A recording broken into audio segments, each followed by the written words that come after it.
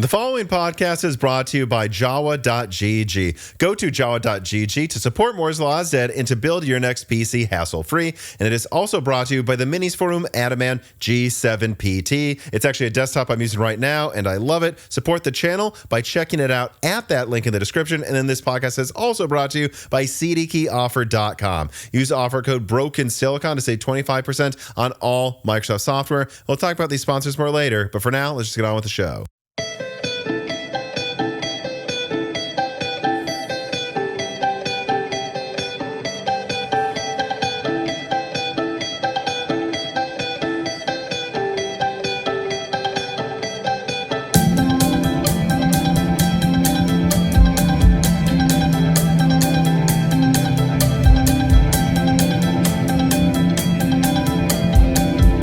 Welcome to Broken Silicon, a gaming hardware podcast. I am your host. Follow the YouTube rules, Tom. And today I am joined by my co-host.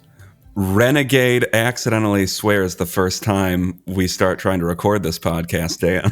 Yeah, this is actually we restarted right away because Dan said a naughty word. Not that bad of a word. It really wasn't a bad word by a lot of people's standards, but one that I think YouTube might flag. Although I got to say, on that note, I don't know how often they really do that because I've always heard it's like a 5-minute rule. I've heard people say it's a 2-minute rule, and I'm pretty sure I've dropped a pretty bad word. Well, I've dropped the F word or something in the first 30 seconds, and then for some reason back in the day, it never caught it. But now I just know to never risk it. I swear from like people I listen to that do a lot of live streaming. I think they said 30 seconds is the cutoff now, but it is to some degree, I think, a case of people building trends that might not exist. So you never know. Who knows if it's 15 seconds, 30 seconds? Maybe YouTube just adjusted it to 2 minutes. But and they'll never tell us what the actual rules are as per YouTube's, policies. Also, though, to defend myself, I didn't say anything insane. No one would be like, wow, I can't believe Dan just said that. Dan, this could have been a cancellation moment for you. I mean, I don't know why you would say that about that group of people. To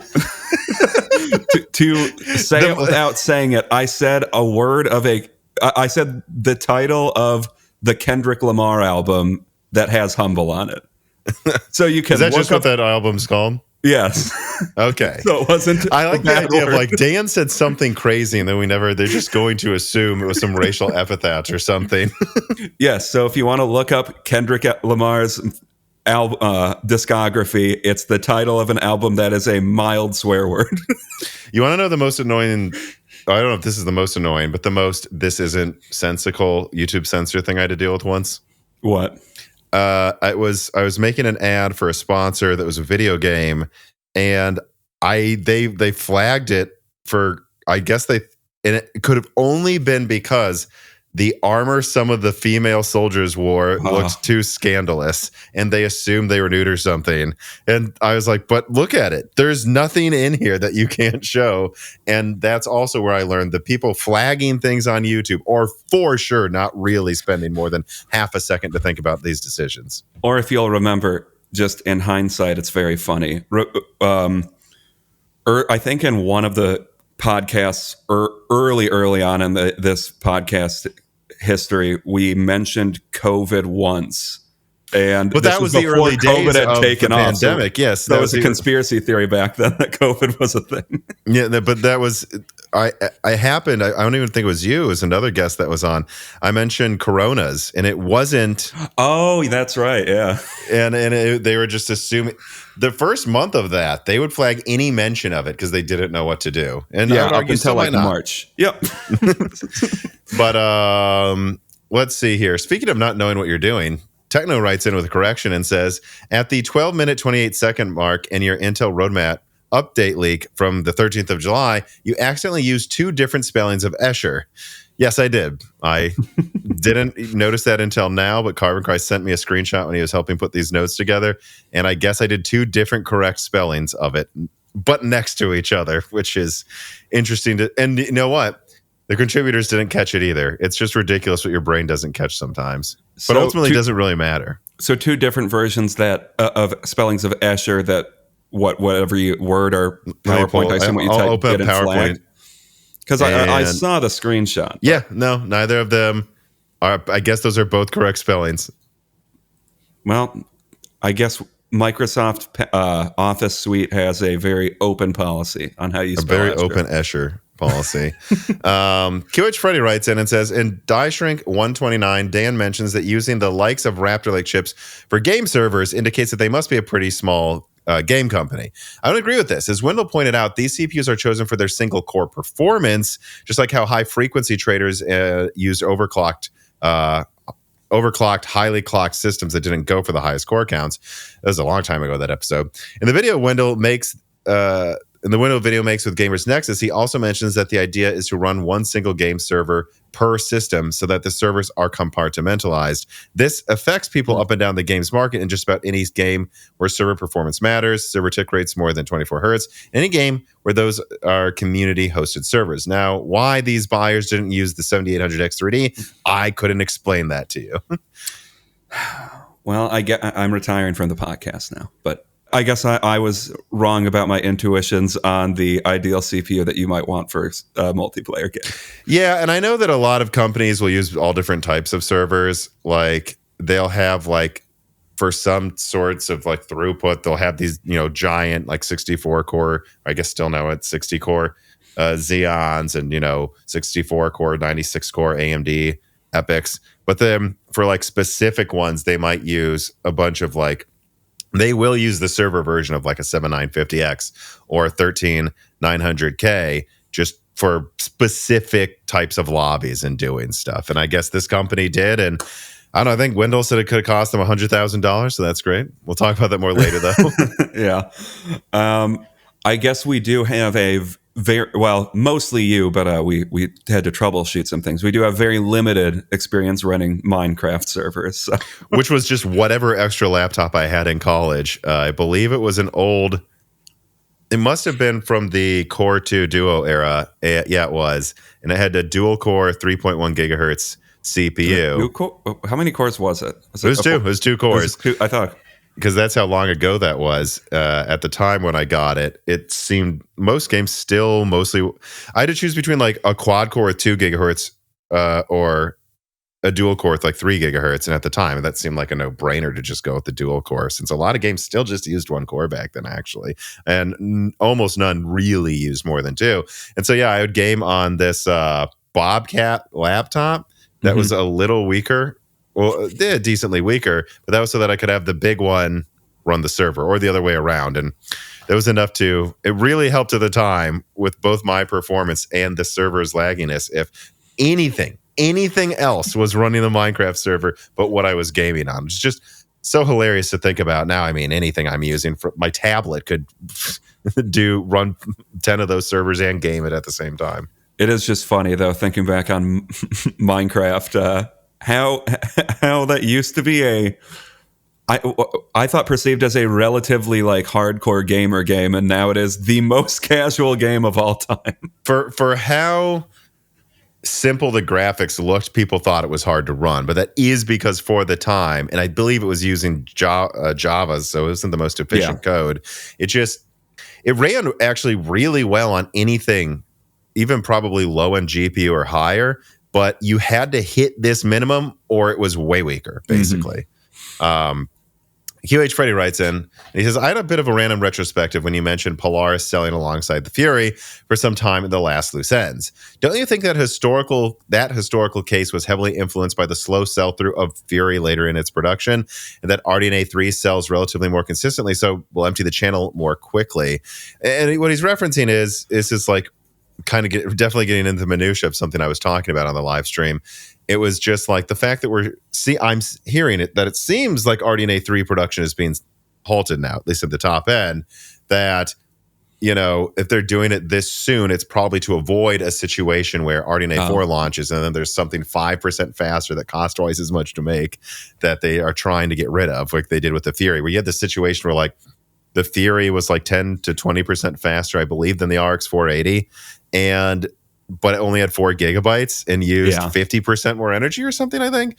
And so everyone, not 50% more energy, like I guess because of HBM, I actually think it was only like 30% more. But anyways, and And so people were having to decide, well, which one do I want? And I remember it was so undesirable by that time that my friend Brock got a Fury X for like 300, and I got a Fury for like 300 as well, instead of the 480s that were hard to get for when they first came out for less than 300, because it was like, if you're in 1080p, and it was at the time outperforming it by like 20%. So because and a better idle, I think. To my memory, you went from what, like a 470 or something that quickly broke, and then went back to you somehow arrived at a Fury. So just so people know, this would have been back in it would have been back in 2016. On the way back from a business trip, because I wasn't doing Moore's Law is Dead yet, I sold on Craigslist my 390X because I knew which leakers weren't full of crap at the time, and I knew that I could sell a 390X for over $300 used. So I listed it. Oh, that's right. And I dropped by some factory mill in rural Illinois where it was really weird. I like walked up to the door, and here's this guy in a business suit getting out of this car by all these like steel workers, like just sitting by it. And they're like, is this guy? I just called in for a name, and then this guy comes out, takes off, he's like, what's up, man? Yeah, thanks for bringing it to my work. And I'm like, you're literally on the way back to Peoria from wherever I was coming from in Indiana or something. And he handed me $300. I sold it to him. A week later, the 480 was sold out, but actually I used 7970 again for a while there. But there was a 470 model that came into stock that had 8 gigabytes of RAM, was overclocked, and had the same memory speeds. And testing was like single digits weaker than a 480 and a little cheaper than a 480. So I was like, I did it. I got that for like 200 something. I like pocketed $80 for a better version of the 390X, and then it broke. And then when it broke, Theory X's were coming down below $300. So I was like, screw it, I'll just get that. Interesting. A very weird summer in terms of upgrade paths. The Craigslist era of PC parts of our PC part history is fun because you're just switching back and forth between crap so much. But speaking of buying graphics cards that are of 8 gigabytes of RAM, Tom. Why don't we move on to story number 1? New VRAM testing suggests 8 gigabytes is at its limits for 1080p already. Quoting here from TechSpot/Hardware Unboxed. So there you have it. More and more games are using over 8 gigabytes of VRAM, particularly at 1440p with high-quality settings. As we've known for a while now, ray tracing does increase VRAM usage substantially as well. So if you are interested in ray tracing moving forward, we recommend a minimum of 16 gigabytes, almost no matter the resolution. Anyways, that's a recommendation. Buy a graphics card with at least 16 gigabytes of VRAM for peace of mind, knowing all the textures will be rendered the way they were meant to, that VRAM won't be responsible for any frame time issues. And then, just adding on here myself, if you look at the actual numbers, it is indeed very, here it is, Dan, damning. Starfield was the sole game from a slate of recent titles that managed to fit under 8 gigabytes at 1080p. The only game in their roster. And keep in mind, that is the game with the least impressive graphics and higher ultra settings. And even a 1-year-old game, I noted this, like Forza Motorsport, arguably required at least 10 gigabytes for consistent 1440p ultra performance. Meanwhile, other games using the most modern rendering techniques use sometimes notably more, making an 8 gigabyte card even at 1080p limited by 8 gigabytes unless you use minimum settings. And in addition to the traditionally excellent quantitative testing, visual comparisons of games were included in the testing as well, using 16 and 8 gigabyte versions of the 4060 Ti. It showed that visuals achieved with the 8 gigabyte version paled in comparison with muddier, degraded texture quality, lower line of distance, cascade distances, and Jesus, even just lower quality stuff in the distance, and other measures games must employ to fit into an 8 gigabyte buffer, again, even in 1080p. This is crucial as it also shows that even if a game seems to run well in quantitative testing with frame rates, or if it runs well if you just lowered texture quality, there is a marked cost in the visual experience, sometimes even at low textures. And while newer games are more clever about hiding the issues, it is clear that on 8 gigabytes, and even sometimes 12 gigabyte cards now, modern games are not providing the visual experience they were designed for. Leave it to the Australian Steve from Hardware Unboxed to provide the community yet again with comprehensive proof of the widening gap between VRAM provided by, particularly NVIDIA, GPUs in games that require more than is being provided. So did you look at this, Dan? I mean, this isn't something I would have normally make a main story here, but this was more damning than the testing we saw last year out of Hardware Unboxed and other channels. I want to actually open up some of these folders here that I have for the show, because I believe yeah, if you look at like Hogwarts Legacy, you could make the argument that I guess you're fine at high settings in 1080p, which as someone whose girlfriend has an 8 gigabyte card, I can attest to that. But I mean, once you get into even 1440p, 8 gigabytes, I'd say it's not even good enough for high in Hogwarts. Like when you see 7.9 gigabytes, that means it's downgrading textures while you're playing. You really want it at 7. 1-year-old games like Forza, I'm looking here, I would argue that 8 gigabytes won't even cut it for almost maybe medium in 4K. It's certainly no high settings. Alan Wake 2. Alan Wake 2 is terrible. I mean, you need low settings probably in 1080p for consistent frame times with an 8 gigabyte card. I mean, the data is in, people. I mean, yeah, and that's why I decided to like throw in the segue. Like we've been there've been 8 gigabyte cards out for. I sold one for $300 in 2016, people. And then you bought one for what was it, like $270 if I'm remembering correctly? Somewhere between that and I think it was $240. Okay. It's just, this isn't this shouldn't be a debate, and I feel like it's weird that people are still trying to make it a debate. 16 gigabytes should be just what any card marketing itself as a mid-range or higher card has at this point, or 16 or higher. Like, I get that a lot of games will still run in 1080p relatively well at ultra presets, but that's, as like this testing found, because the presets are lowering lowering quality without telling you. Now, some people could argue maybe that that's kind of dishonest to do, but I get why they do it. People don't want to have to screw with settings a ton, so it's just like, all right, you set it to ultra, and in reality, if you're playing Hogwarts Legacy or something with 8 gigabytes of RAM and 1080p, I don't know, maybe it's somewhere between ultra and high. And really, the ultra graphics, I don't know, maybe just set it to high anyways. But the fact of the matter is, though, just if you want to run Hogwarts Legacy at medium or at 1080p, maybe just acknowledge that you need an 8 gigabyte card and that's it, and don't need to have that thing go off in your brain that says you're at ultra quality, because it doesn't matter, and you should just set it to medium anyways, or low, or whatever it runs that well with this.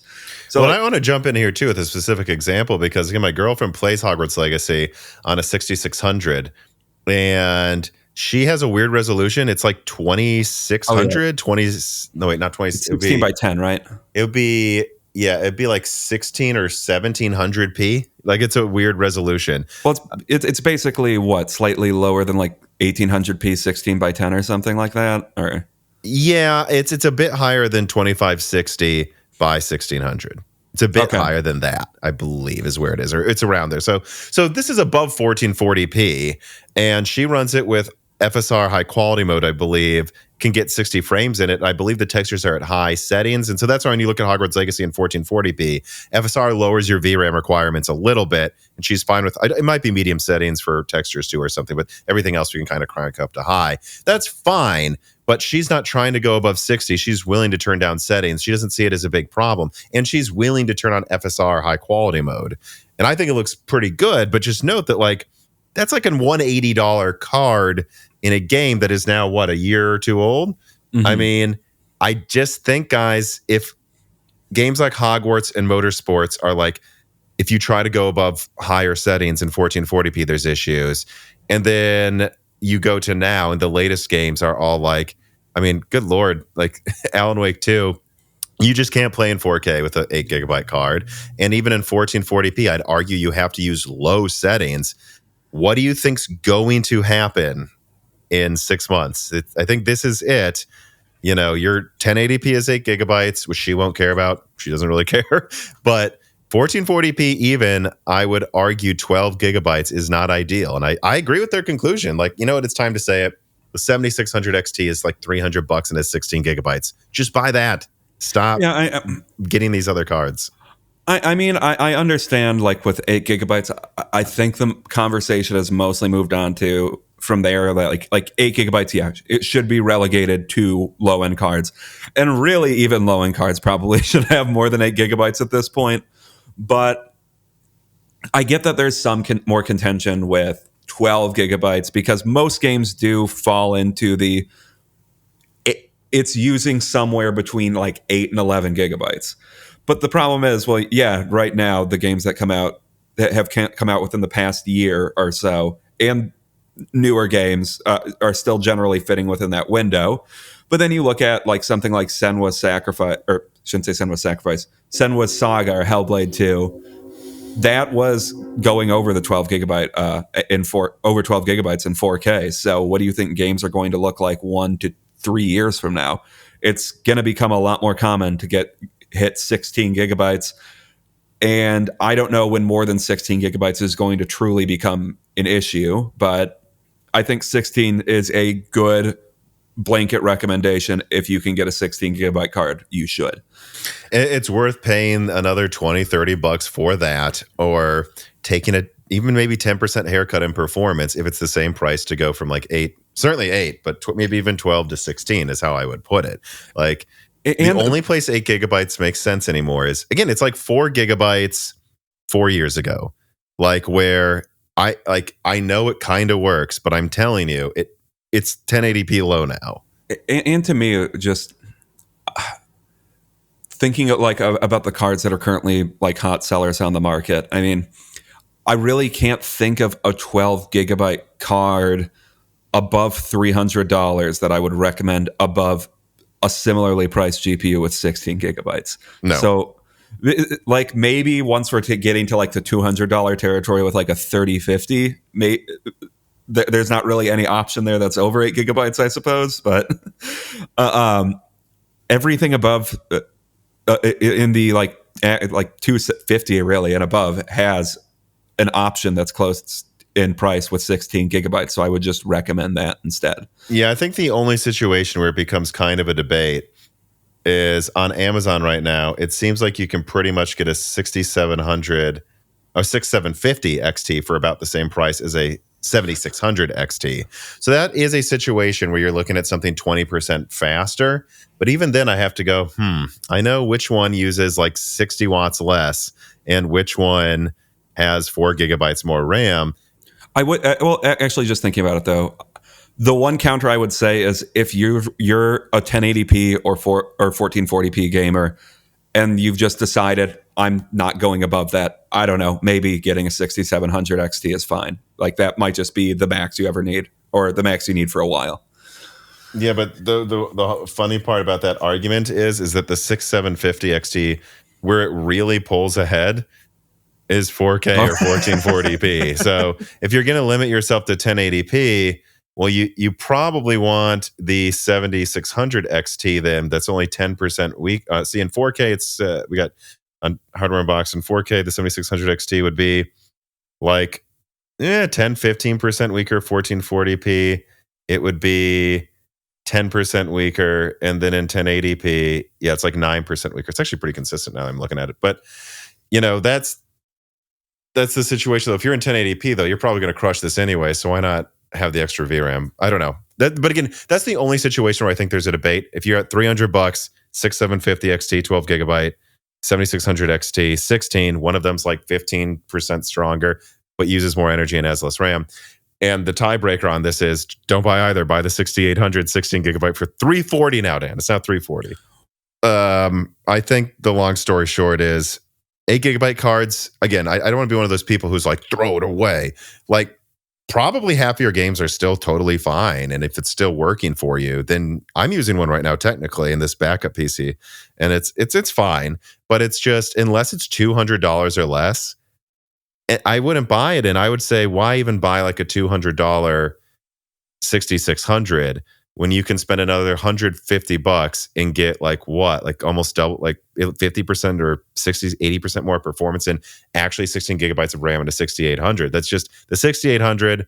And if it's on sale, the 7600 XT, that's just where we're at. There's no need to compromise on these low VRAM models. There's just no need.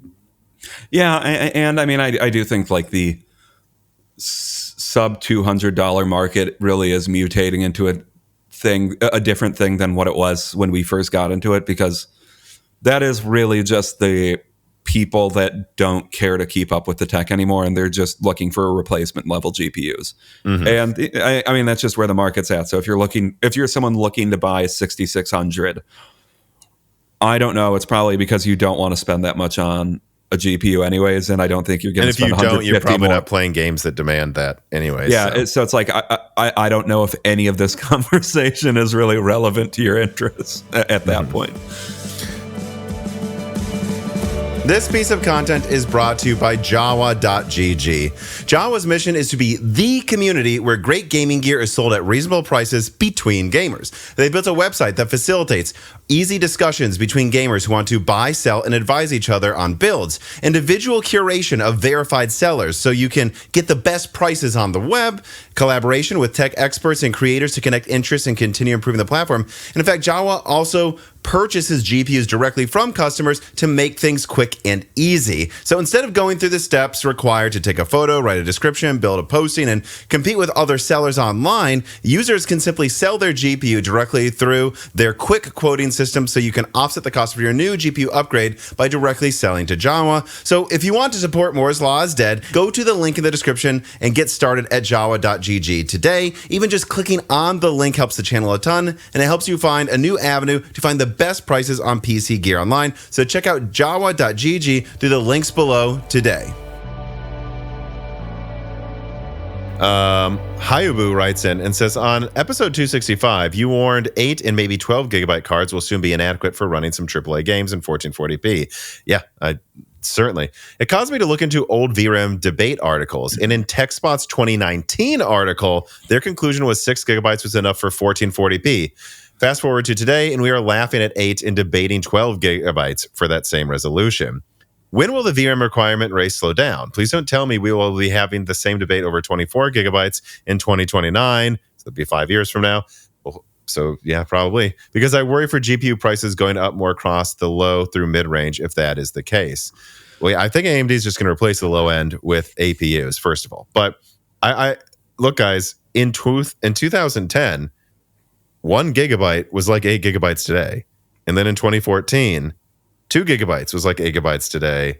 And then in 2019, I'd say 4 gigabytes is like 8 gigabytes today. Every 4 to 5 years, VRAM requirements tend to double. In fact, I would say that they slowed down a lot between 2020 and 2015 more than usual. But yeah, 2021, 2022 more than usual. But then it hit us like a truck when it was finally an issue. To be fair, I think it might slow down a tad because I just think we're going to stagnate at 4K with like Unreal Engine 5. And a lot of these issues are the newer game engines just need the RAM. But once we're on them, I don't see them going to Unreal Engine 6 for a long time. And I don't think we'll go past 4K. But so in other words, in 5 years, do I think we're going to be debating if 16 gigabytes is low end and if 32 gigabytes isn't enough for 1440p? No, but we could be debating if, 12 gigabytes works even in 1080p low, or we'll probably be there actually. And if 16 gigabytes is enough for 1440p high, and this is just how things have always worked. I mean, when did I'm just thinking back to let me look at this. The Nvidia Tesla GPUs. What was the max RAM capacity on that one again? It was we've seen this shift from like 256 to 512 to 1 gigabyte to 2 gigabytes to 4 gigabytes to 8 gigabytes over the course of the past 18 to 20 years, I think, something like that. Mm-hmm. And like you said, I actually think around when like Polaris came out, there was a pretty big slowing of the debate to where like the doubling took like half a decade really, and now we're to 24 gigabytes, and I think we're going to be stuck on 24 to 32 for a couple of years. And then maybe we'll get onto the 48 gigabyte debate at some point. But I really don't know, because I think we're going to reach a period where most people, frankly, we're kind of already there. We're going to reach a period where most people don't really care about getting a stronger GPU anymore. So when is it going to slow down? I mean, it already has. And yeah, I wouldn't be surprised if it slows further as people that still want to push the limit of what you can get with a PC when like the 5090 comes out, as even they see like, I don't know, the 7090 or 8090, and they're like, I really don't know if this offers me that much over a 5090. But like again, what did he literally say? Please don't tell me we'll have the same debate over 24 gigabytes in 2029. I don't think 24, if by 24 you mean is that enough for 1080p? But 16? 16 Look, man, will be that's there. in 5 years. Yeah, 16 will be there in 2029, and 24 gigabytes at that point might be starting to reach like, yes, this high end, this is not enthusiast tier, this is maybe high end or mid range. I mean, put things in perspective, Hayabu. 5 years ago, like what? The flagship had 11 gigabytes. The 2080 Ti, Yep. I mean, pretty. So I know there was the Titan RTX, but I mean, that was AMD wasn't really competing with it. I don't think it's apples to apples. So you have this 11 gigabyte card, and then 5 years later, we're in a situation where we're like 10 gigabytes isn't really good for 1080p anymore, and that was considered a ton. So in a lot of ways, we're really still trying to convince 2080 Ti owners that their cards aren't enthusiast cards anymore. Yeah. Well, I mean, and so will we be looking at 24 gigabytes is not enough for 1080p or 1440p in 2029? Probably not. 16 gigabytes, might be in a similar situation to where we are now. Probably not quite as bad, but I think, probably. I mean, look, the PS6 will be out by then. Yeah, I think we'll be there. Techno writes in, and he says, why didn't Nvidia realize that the 4060 Ti would be an instant mistake considering it's slower than the 3060 Ti? Many instances will Nvidia learned their lessons with Blackwell and skip the 06 die in favor of using worse yields of 05. I think the 5060 Ti, I do think that it is plausible that they will use I guess it's probably called the 205 die, Dan, the 192-bit for that.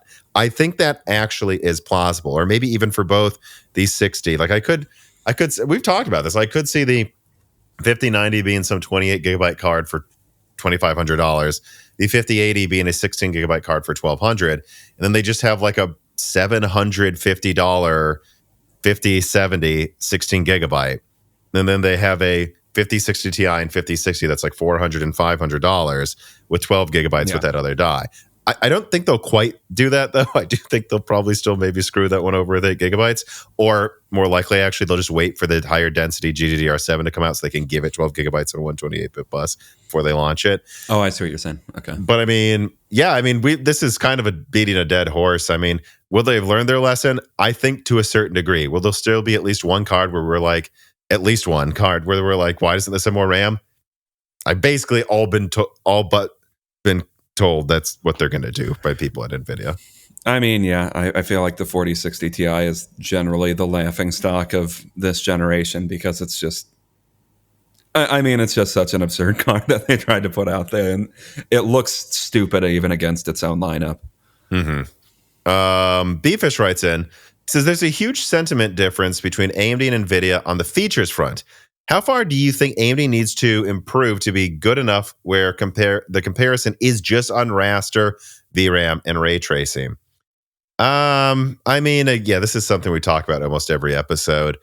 Honestly, I've been using an AMD card as my daily driver for the first time in years, and I think it's really good, guys. I think it's actually very comparable. I think what they need to do is just get to FSR like 3.4, that little bit to where people, and then get the reviews out there to where people go, it is pretty close. Because from what I'm seeing, and this is from Ancient Gameplay's discussion as well, like most reviewers say you can't tell the difference while in motion, and both Hardware Unboxed and Ancient Gameplays, their opinions vary, but they seem to agree that FSR 3.1, when properly implemented, seems to perform like DLSS 2.3 or something or more. So it's like, and that is when everyone said this is magic. So we have to acknowledge that NVIDIA is even better now because 3.7 DLSS is crazy good. But we also have to acknowledge that AMD is just at that threshold by now where it's kind of on the no-brainer to turn on the quality mode, at least in 1440p. Obviously in 1080p there's still a deficit, but I have heard 3.1 made the 1080p situation much better. So I mean, I think a lot of it really is just, I don't know, it's just the marketing or something, and they need to get FSR non-machine learning versions that little bit better, remove a little bit more of the mistakes that came with 3.1. And then if they have any machine learning model come out that improves it more, I can't see how they won't be close enough where people will be happy. And then they need to actually tell you to use Radeon Chill in their features, because they don't, and HyperRX doesn't work. Yeah, I mean, I largely agree. Like, I've been using FSR or testing FSR as whenever I can for as long as I've had these cards, because I want to be able to discuss like that in a qualitative way too, like just how I view it.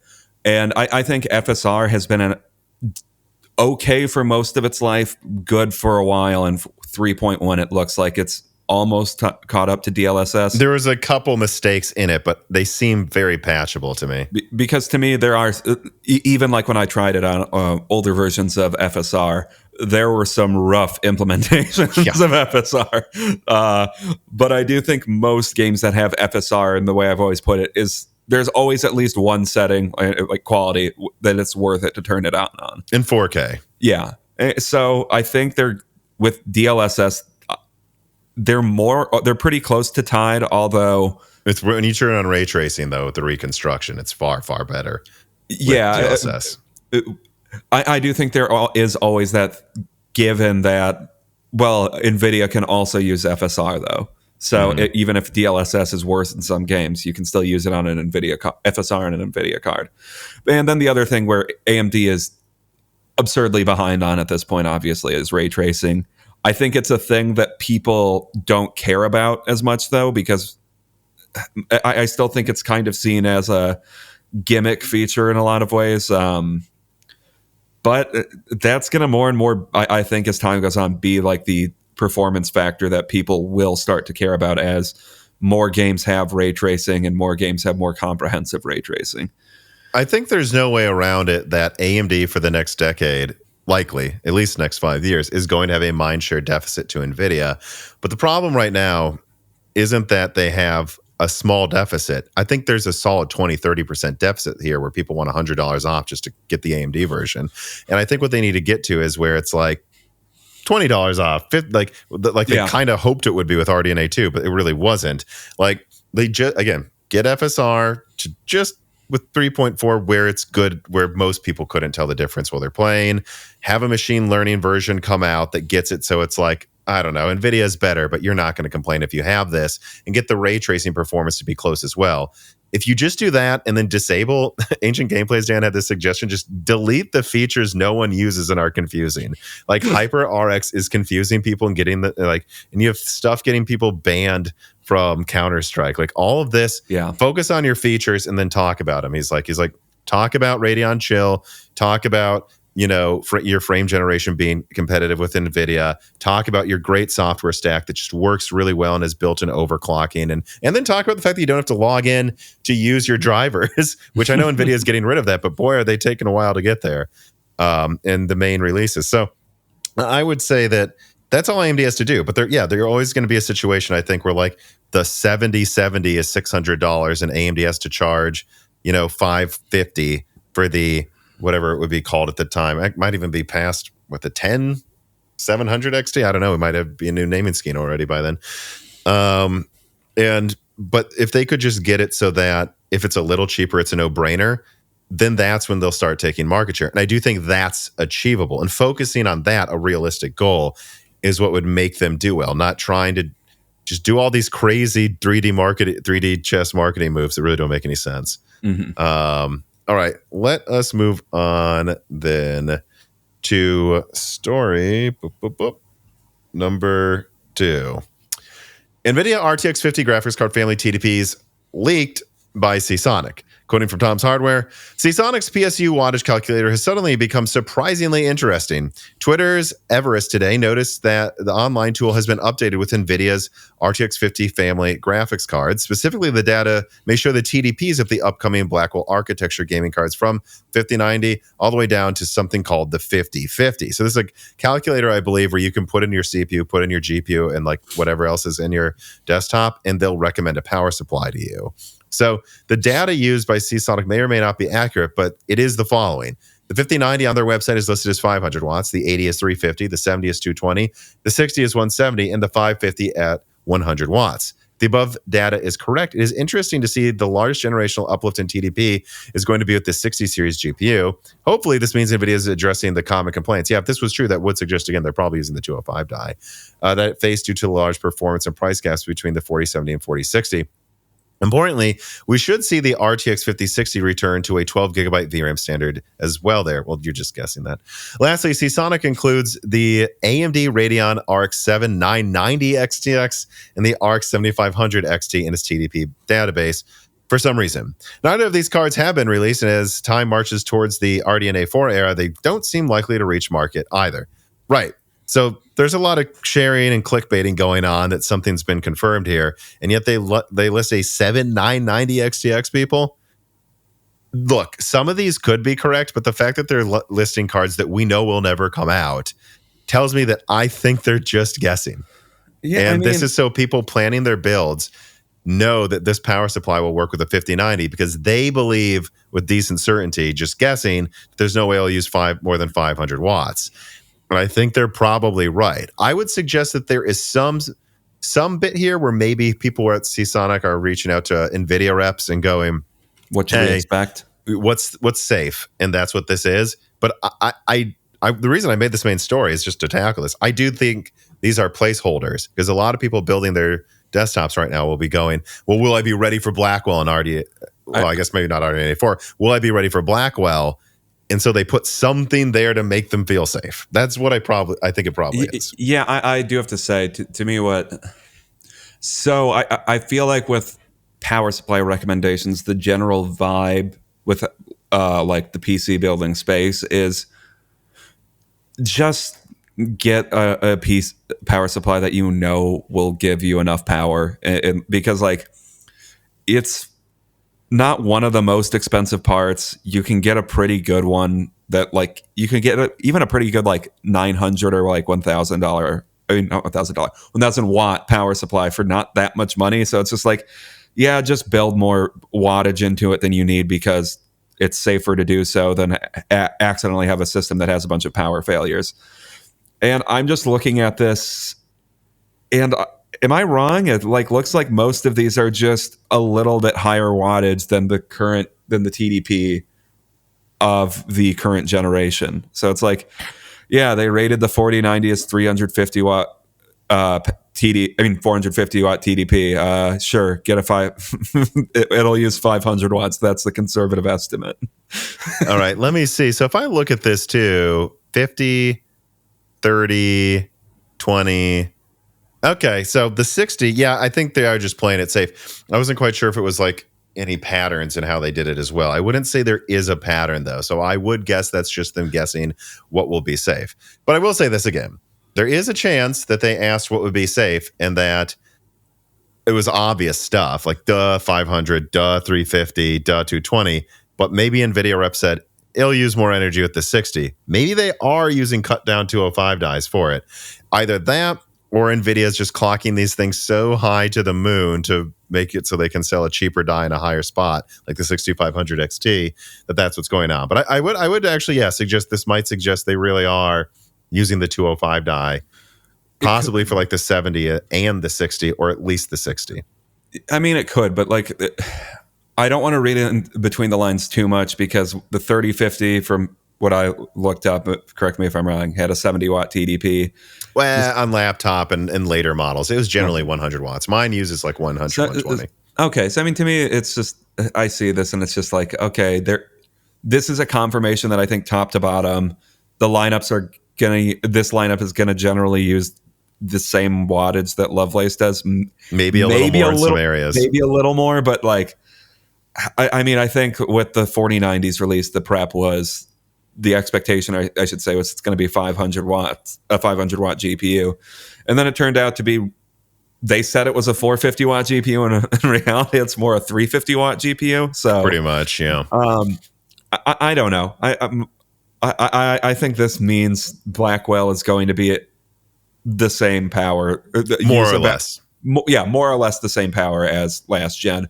maybe in some areas, it, like you said, it will use a little bit more. And I don't know, maybe I would expect, generally speaking, I don't know, the 5090 might use 5 or 400 watts more often than 350 when compared to the 4090 or something. Right. Like if they list it as 500 watts, it's almost always using 400 or less or something. Yeah.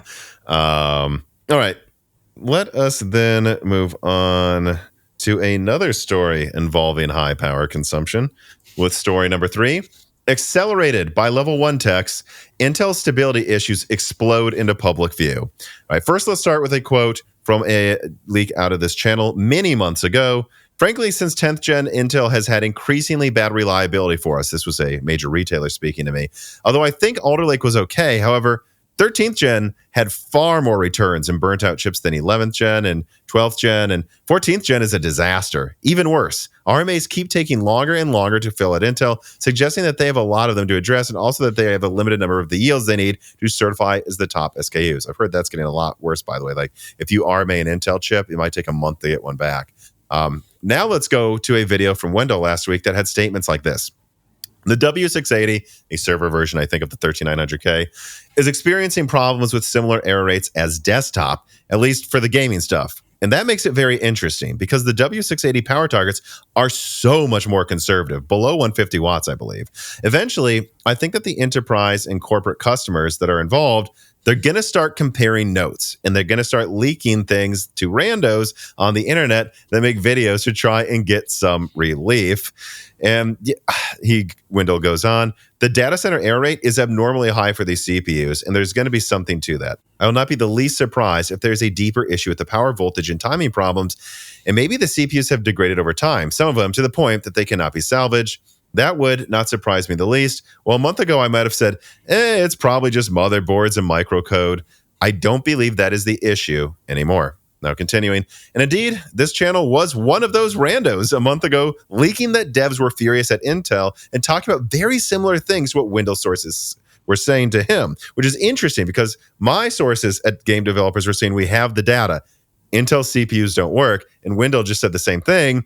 And now it's getting even worse because devs are now openly speaking about it. Alderon Games put out a statement following Windows video that said, and I quote, over the last 3 to 4 months, we have observed that 13th and 14th gen CPUs, initially working well, that they now deteriorate over time and eventually fail. The failure rate we have observed from our own testing is nearly 100%.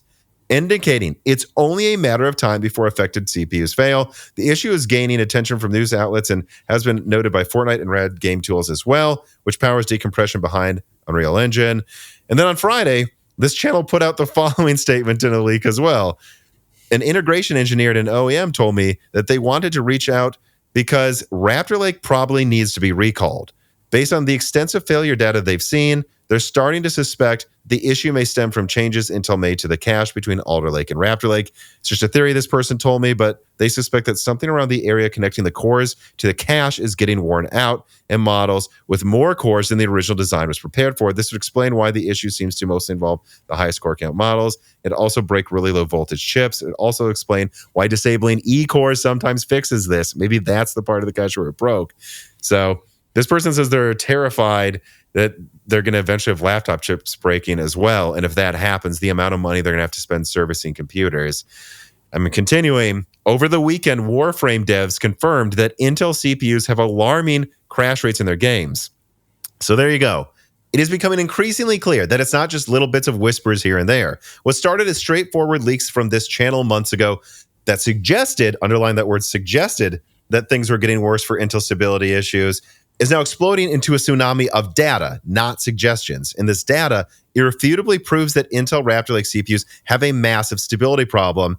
And it makes many people, including me, start to think that there may be a fatal flaw in the Raptor Lake architecture itself. This whole saga is a massive issue for Intel. There's already been immeasurable reputation damage sustained, and it seems increasingly likely that Intel will suffer a massive financial hit. Intel shot itself in the foot with a lack of communication and continued refusal to take any responsibility for it, blaming OEMs. Further, as Moore's Law had leaked last Friday, Raptor Lake was prepared in record time. I was told that it took 11 months of engineering, which I saw some people saying that's not true. We knew about Raptor Lake in the middle of 2021, and I go, duh, I'm the person who leaked Raptor Lake. Of course, I remember that. But engineering time from there to there, and then there's a few months to launch, people. Anyways, the cost for this rapid spec changeover. Seems that there is an architectural bug or some bad circuitry, and it slipped through testing and simulations. All right, Dan, what do you think? I mean, it's been an issue that's been slowly getting hotter and hotter over the course of months. So, I mean, I'm glad it's finally out in the open. Somebody actually got the data and was able to look into it and do a very good piece of reporting on it. And it's at a point where, like, I'm curious when this issue is going to start breaking into the mainstream or like outside of tech spaces, because this is a massive scandal that Intel has not really, I think they've like kind of acknowledged it to some degree, but they really haven't made a big effort to acknowledge a very clear problem. QH Freddy writes in, he says, I think the litmus test for when the Raptor Lake stability thing is completely out of control will be when you start seeing search results for it from sites other than Reddit when Googling, in quotes, Raptor Lake. Well, I did that before we started recording, Dan, and if you type Intel Raptor Lake, no, the first thing that pops up isn't stability. But if you type S, and usually it would be specs, that's number one, it is stability. So I think we're close to that. And might I also add, I don't know anyone who would have a game crash and Google Zen 4 or Raptor Lake. So the fact that it's popping up at all means it is close to that point, I think, actually. I mean, from what I've seen, it's still mostly tech-focused outlets that are focusing on this. Like the story, I think I saw like the Israel Times cover it, which I still think is they focus on tech a relatively decent amount still. So it's not to like where Forbes is bringing this up yet, but I at a certain point, if there is more and more smoke to this fire, people are going to start talking about the fact that by head count, the biggest or one of the biggest, at least, tech companies in the world is selling defective products and pretending they're not. Mm-hmm. Killing God writes in and says, TechYes City seemed to think that Intel's downgrade in the internal DMA feature with 13900 to 14900 processors he ran into 2 years ago trying to use these processors for video editing, and that drove him crazy, by the way, could be the culprit. In the meantime, this feature is now used more often for game loading, which it wasn't before, creating a perfect storm. It could be something linked to that, but I don't think it's that simple, and it wouldn't surprise me if it was a few of those things. You know, the person I talked to, the integration engineer that was theorizing, and it is just a theory, this person was convinced that it has to be something having to do with mitigations. This is interesting. The person said that going from Rocket Lake and Comet Lake to Alder Lake, there were a ton more mitigations put in for security issues that were related to, Spectre, Meltdown, all that hyper-threaded stuff. And that, from what they know, moving, and a lot of it had to do with the connections in the cache to the cores. Mm-hmm. And that was messed with when you go from Alder Lake to Raptor Lake. And so this person can't tell you exactly what it is, but they were like, I think it's that. I think it's something to do with they had these mitigations. A lot of them were in place at this point in failure, and they worked for Alder Lake, but then they doubled the E-core count and upped voltages. And this thing was done in a year. So maybe they copy and pasted many parts of the design and then juiced it for as much voltage and power as you can. And when you're accessing cache with twice as many E-cores, that could be what's breaking it. And the fact that people can disable E-cores and fix their chips sometimes, maybe that is what it is. I mean, I don't know. All speculation. I can't speculate beyond the fact that this issue showed up once they doubled the number of E-cores. Maybe it's some other issue that... maybe that is a complete coincidence, but I think that's a logical place to like wonder where, if it comes from that, or if it just the other option could just solely be that maybe there was an issue baked into the silicon in Alder Lake that wasn't problematic because it wasn't using the amount of energy it was. But it can't be that. I mean, because there's servers, 150, even 35 watt chips starting to break from it. No, it is not voltage. Yeah, which is way worse than if it was voltage. It just seems like voltage probably exacerbates the issue that's already there because probably because I can't remember which dev said this, but I believe they said overclocked enabled CPUs have the highest failure rate that they found. It may have been the Warframe ones, but it's probably Okay. multiple. So, and one of the devs I talked to said that too. So voltage might not be the underlying issue, but voltage is definitely part of the story. Carrie No Sugata writes in and says, regarding the Raptor Lake stability issue, Intel should have had similar data to Wendell months ago. In other words, for months now, Intel has been selling chips they knew were going to cause lots of problems for the end users. Maybe they originally hoped to be able to come up with a software fix, be it in the BIOS or microcode. However, based on the data Wendell reported, I think it will likely require a hardware fix. They're probably going to have to do a new stepping. Wendell himself and also Steve from Gamers Nexus also think that a hardware fix is going to be required. If that is indeed the case, then Intel should stop selling the affected parts immediately. Yes, they should cease all sales of these parts and then try to get a new stepping out within half a year and then RMA that to people. I think no way around it, though. There's probably going to be a lawsuit. This just seems like it's snowballing into all Raptor Lake chips break. It's just a matter of time and how many cores you have. I really don't know how it couldn't build up to a lawsuit unless Intel did an insanely good job RMAing and replacing broken parts. But that's like putting a Band-Aid on a crack. But someone's going to sue them. We're in America. Yeah. It should bring a lawsuit against them because this is ridiculous that they're trying to sell this without fully acknowledging that. You would think that this issue would have been popping up before 14th gen even came out too, because I was already hearing about this a little bit at the end of last year. So they would have had to have had some data that our return rates are skyrocketing. Yeah, I mean, it just sounds like there's an issue with the 13900K. They rebrand the 13900K and overclock it as the 14900K, and then that just exacerbates the issue slightly more. So maybe 13900Ks were starting to fail at the end of last year, and they're failing more often now, and the 14900Ks fail sooner or something. Yeah.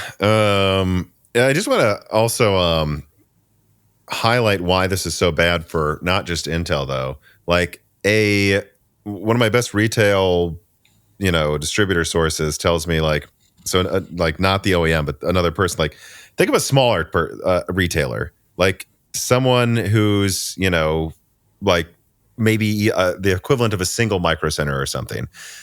And they have, I don't know how many, I think it's actually quite a lot. You'd be surprised, but it's like thousands of desktops that they sell a year. And then they're told, by the way, you're now going to have half of the desktops you've sold come back for repairs. And your team of like 20 people is going to need, or like 10 people probably, is going to need to repair 1,000 desktops this year extra than what they usually do. Like this person told me about the GTX 970 thing where it was like, yeah, there was a lawsuit and Nvidia lost, but guess what? Everyone got like $20-$40. They still had to take the 970 and replace it with something else and deal with all these customers, even if Nvidia gave them some money per desktop. And imagine what this would do if laptops start breaking eventually. And they're like, so almost every desktop I've sold this year, is going to come back to me within a year. I mean, sorry, Intel, refunding us the price of the CPU ain't going to cut it. This is a disaster. Well, yeah, because companies. Like the way you're putting it. So a relatively small company with, I don't know, 20 or 30 employees. Okay, maybe if you're creating an excess repair rate of that high, well, I understand you're maybe supplying the parts to us for free or whatever. But if we have that much extra work, it almost necessitates hiring an extra employee or two, and that's probably, that means you now have to spend like $50,000-$60,000 more dollars on someone's salary without an increase in revenue at all. So it's like, well, Intel, are you going to pay for that guy's salary? Because you kind of should be. And that's where the lawsuit, I think, will come in, where you'll see a bunch of system integrators come together as one lawsuit to save their companies, because Intel promised these chips this. And if you're telling us there's a 100% failure rate, this is far worse than what happened with the 360, where they can fix it over time fairly quickly and they can afford to have one company replace them. And it's not 100% failure, it's like 60. This is worse than 360. Yeah, if it does turn out to be that bad, we should say we're not sure of the number yet. And then on top of that, there should be another lawsuit for consumers that were sold faulty parts without any warning, a real attempt to ameliorate the problem. Jerry writes in, he says, if Intel needs to keep pumping out Raptor Lake dies to replace CPUs, would they just launch some Raptor Lake SKUs for low-end LGA 1851 eventually to get... No. I think there's two scenarios here, and the answer might be both. They need a new stepping to fix this issue, and the new stepping's probably... I guess I don't know if there'll be a performance drop. I wouldn't be surprised if there was. And they're going to have to start manufacturing those wafers with the fixed dies right away and keep spitting them out for RMAs for the next year. Like, that's what they're going to have to do, and that's going to cost a lot of money. Or if they actually thought they could get Arrow Lake out, I don't know, in Q3, I don't think they can. But, like, let's say they think they can get Arrow Lake out quickly, and as I'm about to get to in the next leak, they're going to have a ton of capacity of Arrow Lake. I could see a solution being, well, we know Alder Lake works. We know Raptor Lake does not work. So here's what we're going to do. We're going to call it the Intel Make Good program. And we're just going to move to Meteor Lake refresh and Arrow Lake as quickly as we frickin' can, because we need to. And then what we're going to do is we're going to have this tiered system where you get equal or better back. So if you return I'm trying to think of how they would actually do this, because, if you return like a Raptor Lake i5, we'll give you back a Alder Lake i7. If you send back this i7, a non-K i7, we'll send you back an i9 12900KS. And then after that, we can, or probably just 12900K. And then after that, they'll go i7 14700K and up. Well, here's what we can give you a 12900K or KS and $200. Yeah, and a check. And that way they don't have to keep making Raptor Lake. And what they'll do instead is give you back the best golden Cove product they can with $100, $200, $300, $400 checks and say they're sorry, but it'll work in your motherboard. If they can move past this quickly. I don't think they'll be able to do that, though. That's just the only other creative solution I could think of, which would involve just not making Raptor Lake anymore. But I think they're just going to need another stepping. They would need to for their server contracts, too. So, they'll just need a new stepping. Yeah, I don't know. There's no way around it. I don't know how this can't at this point contribute to Intel's downfall, though, because this is just such a huge issue that they just need more chips that shouldn't be sold to try to plug the issue of the chips that they shouldn't be selling are already creating, which creates the issue of capacity for what they're going to try to sell in the future. Like, I don't know how you get around that. Yeah. QH Brady writes in and says, let's say Intel collapses in a spectacular fashion and their x86 license is up for grabs as part of a bankruptcy, not a gankruptcy proceedings. Who would buy it and for how much? And what do you think they could do with it? I actually talked to one of my sources about this. The answer is NVIDIA. And people laughed at me for, the talk about would NVIDIA ever buy Intel with Daniel Nenny, who was on the show. And I don't think the FTC or whatever would let them acquire Intel. But would they block them from acquiring an x86 license? I don't think so. And I don't think that would hurt competition. It could only help it if NVIDIA can make CPUs to compete with AMD and Intel.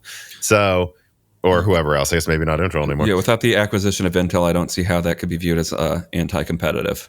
Because the x86 contract and licensing existing in some ways is just anti-competitive in nature. So giving one more company that license is against that. And note that Intel, I believe, I don't remember if it was VIA or Cyrix or who, maybe both. They have multiple x86 licenses that I guess work like cab driver medallions in New York, where if you have one, it works for you, but there's only so many out there. They could sell one of their x86 licenses to NVIDIA to try to make themselves whole as well. And there's a part of me that thinks that NVIDIA would pay, what are they worth, unlimited money right now? $100 billion for that. There's another part of me that goes, why? Let's just wait for you to go out of business. Yeah. But the answer is NVIDIA. I think that is the person who would do this, don't you? I don't think Apple would bother. They're doing ARM. I think they're happy to do ARM for now. Well, unless Apple wanted to break into PC, which I don't think they do. But they kind of are with ARM. I think it'd be better to just focus on ARM. The only other person I could think of is like Microsoft, if they wanted to make their own CPU design stuff. But I don't know. All right. Let us move on now to story number 4. This piece of content is brought to you by the minis forum Adaman G7 PT. This compact gaming PC that's actually slightly smaller than an Xbox Series S, if you can believe it, packs a serious punch for its size. It comes with a 16-core Zen 4 CPU that boosts to 5.4 gigahertz, and in my testing, that thing can pull up to 140 watts, so you're just basically getting something close to a flagship desktop CPU. Then it also has a 7600 MXT that also boosts well above 100 watts while gaming, and if you don't get the bare bones model, it actually comes with a 1 terabyte SSD with room to add another one and 32 gigabytes of DDR5 5200 as well for $1,200. Now I got to underline that, $1,200, because if you think about what you're getting for that price and you wanted to build a similar desktop, well, you'd probably spend $500 on an equivalent CPU, $80 on the RAM, $150 on the motherboard, $50 on some PSU, maybe $50 on a case, $30 for a cooler, and $250 for the GPU, and $120 for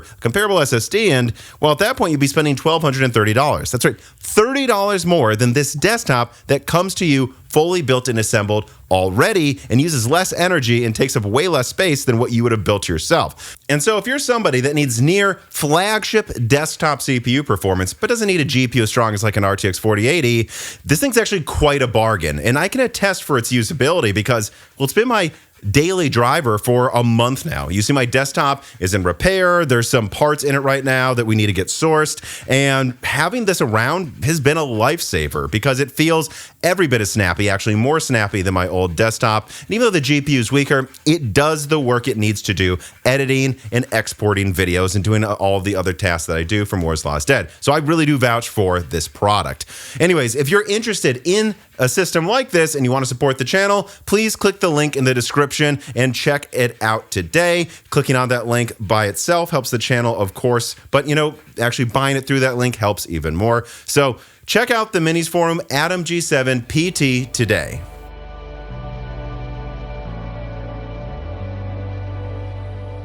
Moore's Law is Dead leaks full details on Arrow Lake and Meteor Lake refresh. So I had a write-up I was going to do, but I thought, let me just pull up the slide and summarize it very quickly. So the first time I've done a leak really this big in, I think, a year or more. Like a comprehensive, I really talked to a dozen people. I really threw it in and tried to make this perfect and tell you everything. And the long and the short, this update on Arrow Lake information is that it should launch, I believe, at the end of this year. I still don't think it's really ready, so my suspicion is a paper launch in November or December. But it's probably going to be not very high volume until next year. But unlike what other people are saying, I'm still hearing that the IPC should be above a 15% uplift. I'm not hearing the doom and gloom. That doesn't mean I think it's going to beat Zen 5. I'll get to that in a second. Why not? But I'm not hearing that this is some disaster. And so I do still think single threading will be 10 to 20% higher than Raptor Lake refresh, and that multi-threading will be 20 to 35% higher than that as well. And the reason the range on the actual performance is so much wider than what I hear for the IPC is because they still don't know what final power consumption they want to go with. They haven't tuned the voltage curves. They're not quite sure of max clock speeds. Like, can they hit 5.8 gigahertz? From what I hear, probably not. Can they hit 5.5 though? Maybe. So between 5 and like 5.8 gigahertz, that's a lot of performance difference there that could change things. The microcode's not final either. So still hearing decent things, but it is coming out decently after Zen 5. Now, an interesting thing here is that it seems that they will be sourcing from 3 different nodes, at least for this, for just the core compute tile. So at the top, you have TSMC's N3B being used for the 8 plus 16 desktop die. So that's, i5K and up. Below that, you'll have the 6 plus 8 plus 2 Arrow Lake H premium laptops, still TSMC. And then for non-K i5s and lower, so the cheaper i5s, I guess 6 plus 8 plus 2 Intel 20A, which is always what I heard. What's interesting is then below that, Intel 3, which is a refined version of what's being used in Meteor Lake right now, for a Meteor Lake refresh. So And it's not, from what I'm told, a crappy refresh.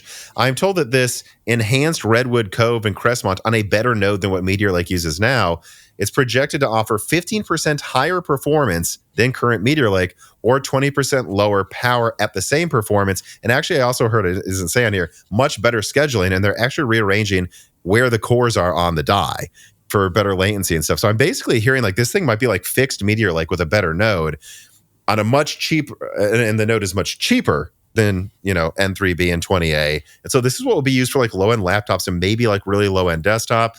Additionally, I also can reconfirm 13 tops in Arrow Lake H and Arrow Lake S. I also got double confirmed now that this is happening. Machine learning, thread scheduling. So far, it only sounds like it's happening on desktop. Why? Well, probably because power consumption doesn't matter. And so on desktop, they'll use the NPU to constantly better schedule all of the two different thread types.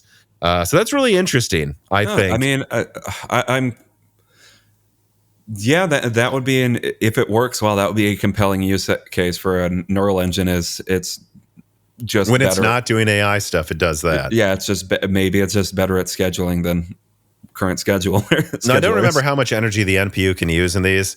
But if it's like 10 watts, you wouldn't want that to have it doing that on laptop, because now you're going from 35 to 45 watts. They kill your battery life. But going from 180 to 190, who cares on desktop? Yeah. And I really do think here that this is a better version of APO. That what they want is a plug and play update thing they can do, where a Windows update can come down, and then the software for the NPU scheduling in games can be updated kind of like a DLSS upgrade, so that it's not programming to the metal per game with APO, which is what they seem to be doing with the E cores and P cores on Raptor. Like, we have like a DLSS package that has the NPU get better and better at scheduling between the two core types in games, and we're going to update that. We can push that out in updates, and the NPU will usually be doing that. So that's what I think that is.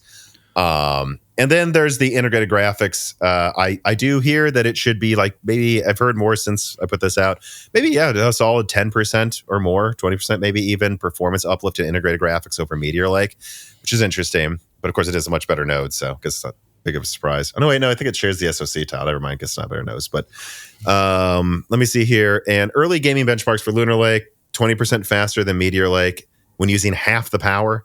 So that's pretty good. Yeah, that suggests that if Meteor Lake is a 1650, then Lunar Lake at 30 watts, I guess that would put it around Strix, maybe a little weaker than Strix in gaming. But again, Strix will probably be using 45 watts. This will be using 30. So in 30 watts, I think you're looking at something that's, just like a 1650 boost, like just short of, like maybe a laptop 1660 in performance. That's pretty dang good at 30 watts. And I also heard that it could get up to double if they're both at like 10 watts, because Meteor Lake's so bad at low power. So that's encouraging. And then the final thing for this story, as I continue to ramble on, is an Arrow Lake refresh targeting the second half of next year is still planned. But as far as I'm seeing, it's going to have a better NPU that's Copilot Plus ready and higher boost clocks. But I'm hearing the 8 plus 32 core tile was canceled due to bandwidth limitations and cost concerns. Like, it'd be such an expensive tile, and I think they still use Ring Bus for it, and they're like connected in some way, and they just couldn't get it working with like 40 cores. And they also had major concerns about dual channel DDR5 powering 40 cores.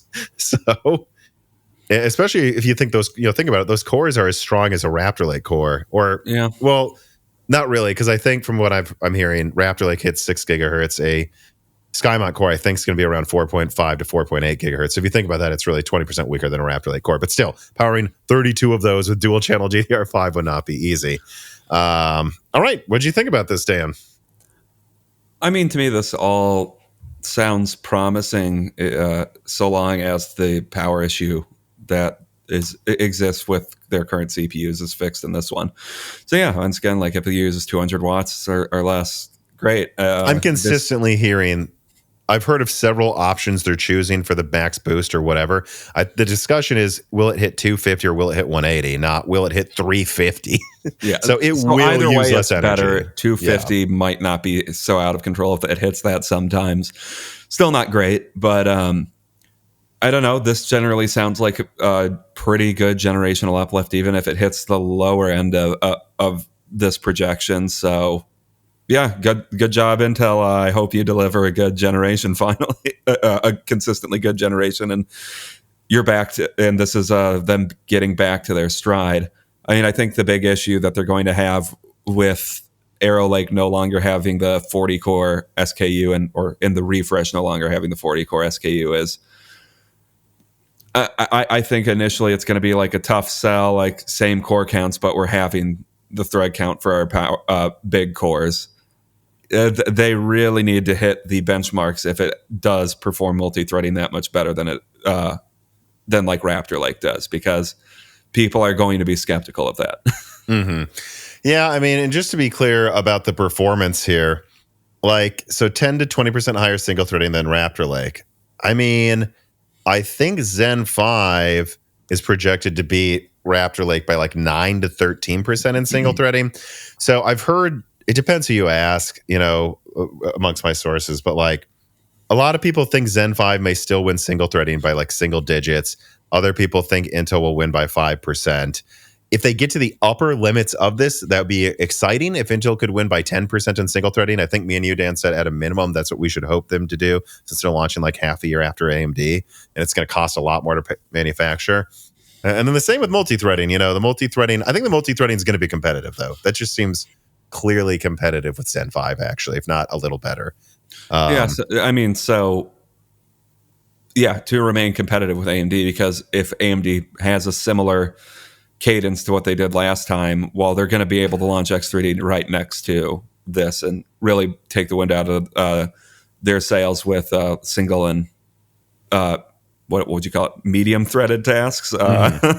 So which is where gaming lies. So yeah, well, it depends on the task. Some tasks benefit from cache, some of them don't.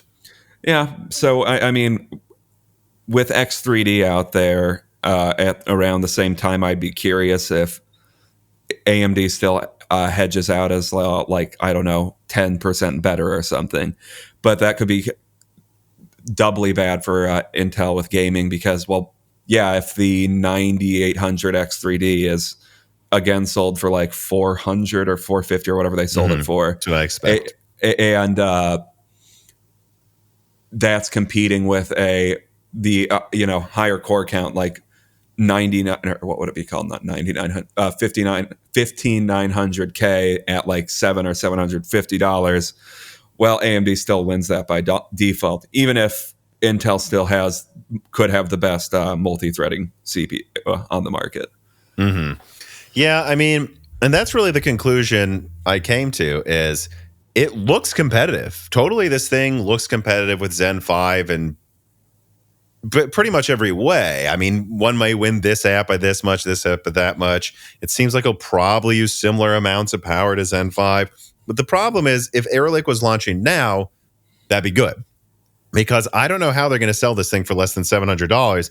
Yet, as you know, I've leaked, I'm seeing the pricing on the top 16 core from AMD probably being $600, $599 or $649. And guys, it's still using the same packaging as Zen 2, the same layout. It's going to use 4 nanometer, which isn't nearly as expensive, nearly as TSMC. 3 nanometer, we'll have a story later about how they just raised prices on 3 nanometer again.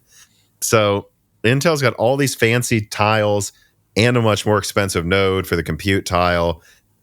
I mean, this is going to have to cost more. We already see Intel's earnings and margins are in the toilet. Like they're probably going to charge $750 or more. So if they were launching like a $750 flagship right now today, or should I say a month ago, really, and it was going to keep the performance crowns against AMD, cool. But the problem is they're launching half a year later, and AMD is going to have been dominating with a budget Zen 4 that's stronger than Zen 4 for 5 months.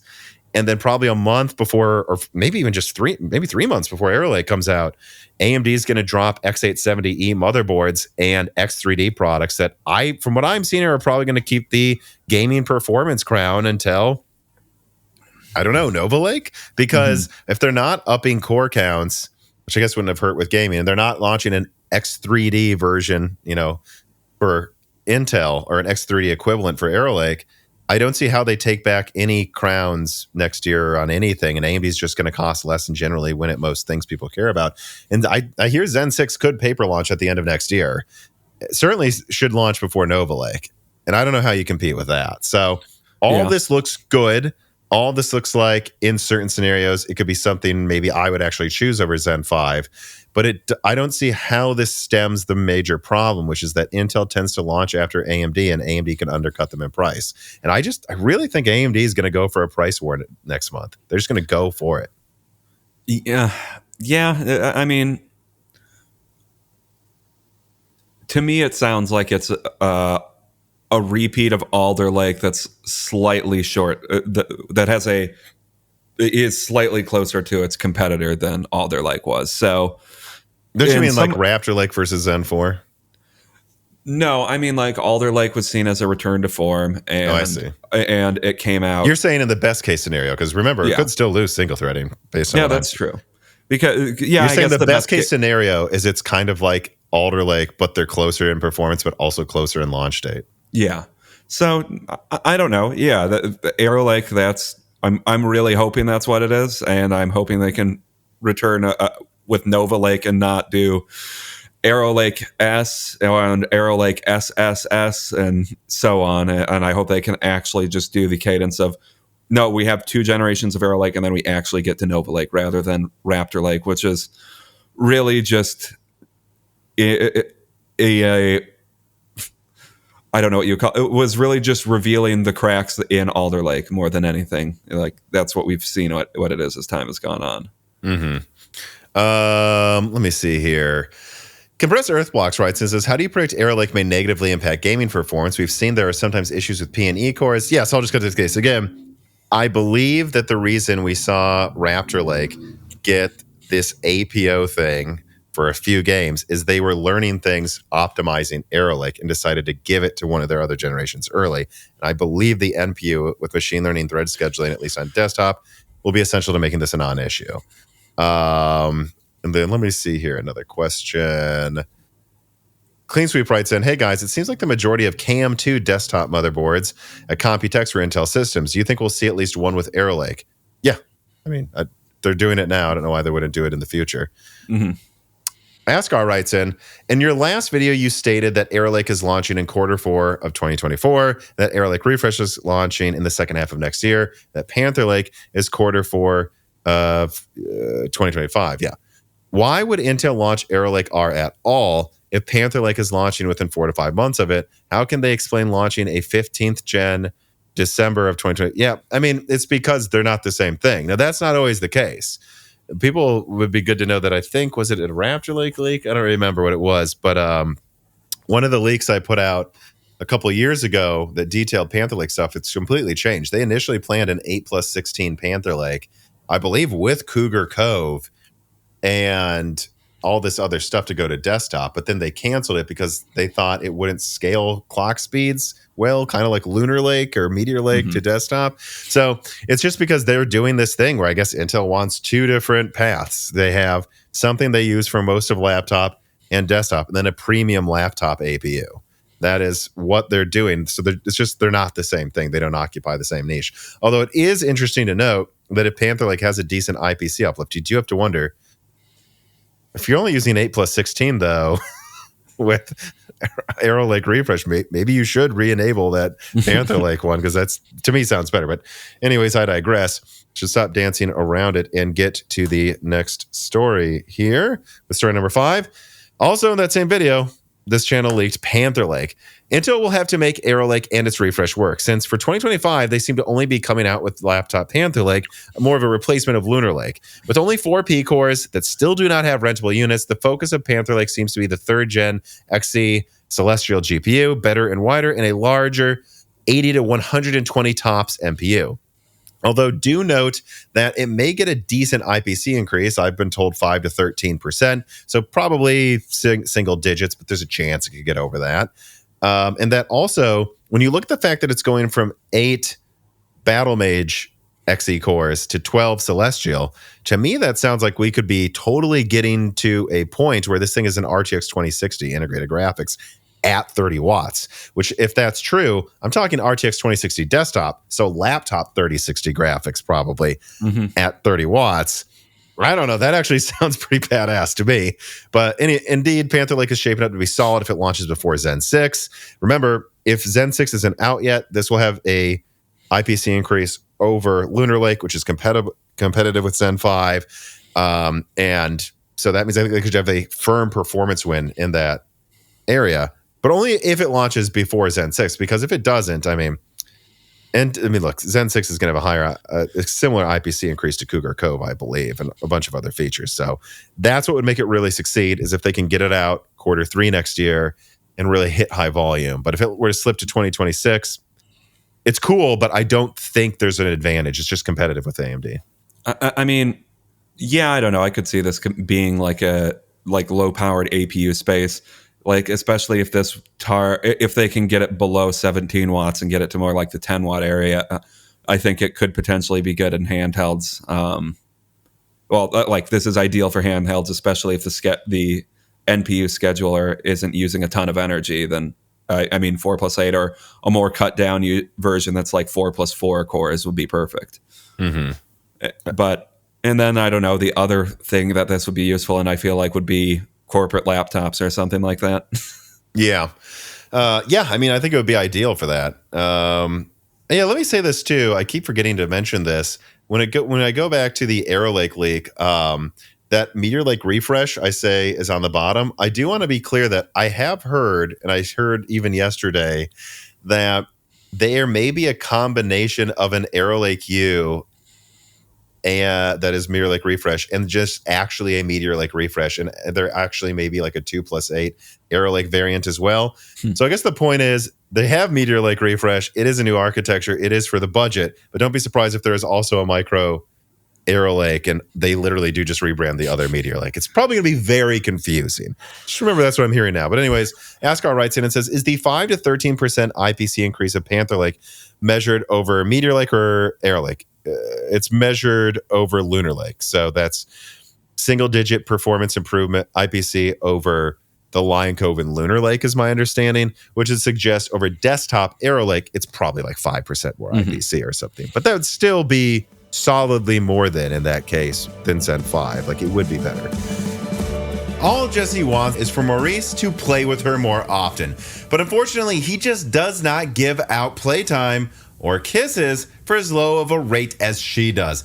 And I think she's just going to have to deal with that. But do you know what you don't have to deal with? Paying too much for Microsoft software if you go to CDkeyoffer.com. This piece of content is sponsored by CDkeyoffer.com and their back to school sale. Whether it's Microsoft operating systems, Office products, or even many of the latest games, CDkeyoffer.com provides PC gamers with a product this community deserves. Amongst endlessly elevating component costs, fair pricing on Microsoft keys is one thing that we at least should get, I think. And you know, the Moore's Law is Dead team has been working with CDkeyoffer.com for a very long time. And that's because they're good to me, good to Dan, good to about a dozen family members of friends of mine that have used their services. And they've been really, really good, most importantly, to the Moore's Law is Dead community. So support this channel by using offer code BrokenSilicon to save 25% off Microsoft software, or you can also use Die Shrink to save 3% off everything else on the website like games. Using either of those codes really helps the channel a ton, and it helps save you money. So use those codes BrokenSilicon and Die Shrink at CDkeyoffer.com today.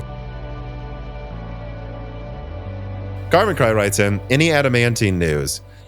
I believe this was that information I got about, this was them putting like 3D stacked cache on like another side of a die.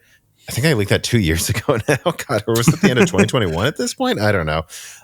No, I don't. To be fair, I haven't asked about it, but my understanding is it was supposed to debut in Battle Mage, and then they axed it in Battle Mage. Oh, yeah. If I remember right. And then they thought about using it in Meteor Lake and axed it in that. And I guess no one's mentioned it to me in Lunar Lake or Panther Lake. So if it comes out, I would expect it to be in Panther Lake, I guess. Lucas and Deadeyes117 writes in and he says, first off, I totally agree with your assessment that Arc Battle Mage is going to be a wet fart of a launch, as you've eloquently put it in the past. I just had a thought, though.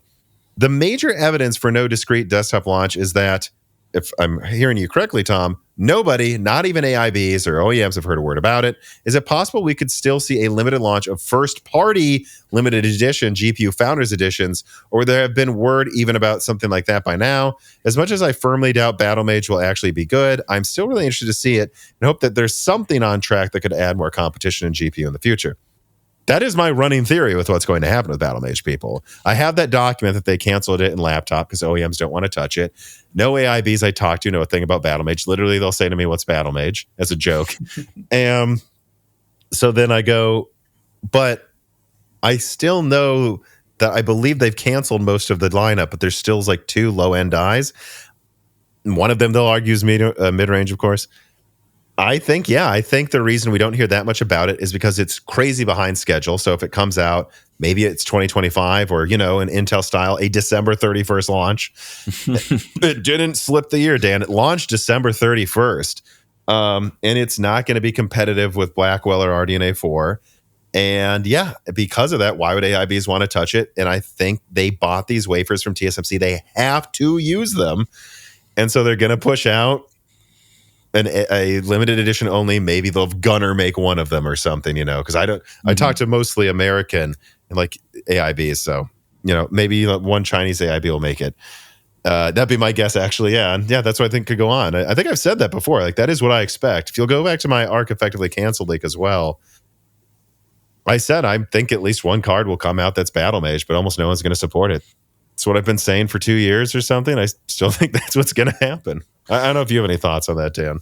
I mean, no, I would just say, I don't know, hopefully whatever comes out, they just release like a $250 card with like that that doesn't have any bugs. And then it's like, hey, look at this isn't bad. Celestial will hopefully be better. Yeah, and Panther like, which that'd be a wave of press if they launched it, because I know Hardware Unboxed just tested Arc again, and 5% of their games is single digits couldn't boot, and I believe Tim found they just 250 games. I remember because I actually was interested in what his results would be. I watched the whole thing.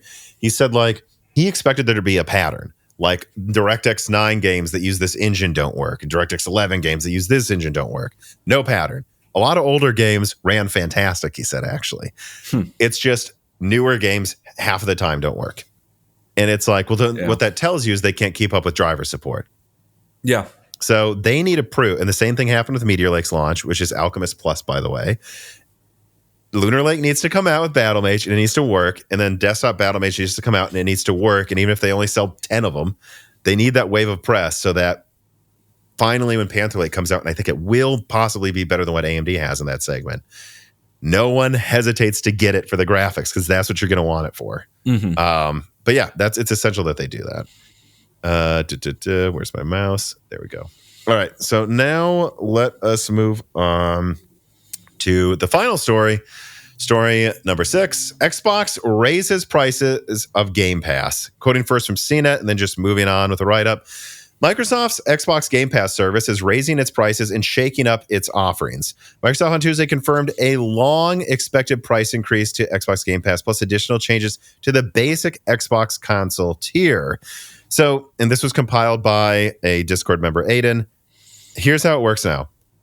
$10 or $6.25 for yearly, I guess, per month added up in one lump sum. Game Pass Core for $10 a month. It's Xbox Live Gold with a small selection of Game Pass games. I wonder, do they even still have the monthly games then? And then for $12, you get Game Pass PC with day one games. Okay, so they're raising that from $10 to $12 on PC. $15, you get Game Pass Standard. That's online play and Game Pass console, but you don't get day one games. Wow, that's fucked up. $20, Game Pass Ultimate, you get online play on Xbox consoles, because remember the PC one, they don't charge you for online. Then you have Game Pass for PC and console, so either of them, and you get xCloud support with day one games. So Come on. Has Microsoft given up on Game Pass? With the across-the-board price increases, Microsoft seems to have abandoned the rapid subscription growth model championed by Phil Spencer, with low prices, blockbuster day-one releases, and frequent promo events. Instead, it seems that Microsoft is now trying to extract more revenue from individual subscribers, something Netflix, for example, only did after becoming mainstream, if not the main way consumers watch TV in general. Game Pass, however, has not achieved such penetration, and most games preferring to their own games. But I think there's a better way to read into this. Actually, has Microsoft given up on Xbox? The price hike hits double for Xbox users. They are more locked down in how they can get games, with day one not coming to as many tiers. And also due to the merging of previous Xbox subscriptions and Game Pass, Xbox is the platform where Game Pass showed its best, especially in the form of the cheap Series S, which could be a low-cost entry into the gaming for families and casual users who are more receptive to pay a flat subscription instead of buying every new game they want to play. But now, Xbox users are expected to effectively pay 2 tiers higher than PC users for the full Game Pass service that, of course, you want day one games for this to ever justify itself. So, yeah, I didn't read into the details until now. What did you think about this, Dan? I mean, yeah, I know it's it's not a huge increase. I think it's 20% increase in price for on average, although I think they've shaken up the tiers a little bit in how they work, so there's no one-to-one translation. But I have found it weird that when you really look at Xbox, Game Pass almost punishes you for buying it on Xbox, and that's been the case for a while, which I always thought was strange. But yeah, it sounds like they're really going for telling you are dumb for buying an Xbox and getting Game Pass on it. I don't know. To me, it just seems like Microsoft has no clue what to do with the Xbox brand, and these 4 tiers that they've came up with just don't make sense to me. Like, I don't know how else to put it. Yeah, I mean, if you look at it, it basically is they're milking PC gamers a little bit more, but $10 to $12 isn't really a big adjustment. I don't think anyone would complain about paying 20% more. But if you're someone that's like looking between getting a PS5 and getting an Xbox, let's say soon they're both $400. I think there should be a price drop on that PlayStation. And Xbox, I think, did a temporary one. So let's say it's $400. But then you're told, hey, if you want to even play online, if you want any of this Game Pass stuff, if you want day one games, you need to pay $20 a month. $20 a month? So that's 2 games. No, that's 4 games a year, basically. I know there's sometimes $70, but half the time you get them for $50, right? So 4 games a year that you keep forever? Maybe you can resell them if it's the disc version. I just don't see how this is ever worth it on console now. I don't know how many games some people play, but I don't need, like, I'll get in a big year, I'll say GTA 6 comes out, and this isn't going to happen, but, a new Elden Ring 2 and Battlefield comes out, and then there's some new God of War. Like, I could see doing that on PlayStation or on PC or something, but I can't see myself needing to temporarily have access to the equivalent of buying 4 games a year. It's ridiculous. Yeah. This I don't really know how else to put this. It's just like we've been talking about this. They would have to increase the price, but I just am surprised that now the way they're doing it is by screwing over people that paid $500 for their console. Yeah, I can't help but think that there should have just been maybe 2 tiers. There should have been the $10 tier, and it should let you play online. I mean, what? Yeah. $10 a month and you still can't access online? I mean, is that, I almost have to want to double check that. That sounds crazy to me. And then there shouldn't be a $20. There should be a $15 tier that is day one, that has xCloud, that lets you play online, and it gives you access to it on both PC and Xbox. That would be the move. 10 or 15, and it frankly should be $8 or 15 actually. But what this tells me is they are desperate to justify the existence of Xbox, and corporate has told Phil, you will get in the black or we're just done. And they ran the numbers, and the only way they can justify it is if they get like whatever it is, 10, 20 million. I don't even think it's that. It's like 10, 15, like 10 million Xbox Ultimate users on Xbox to upgrade. They're like double the revenue you're getting from Xbox. increase the revenue on PC, or we're done. And that's what I think this is. Yeah.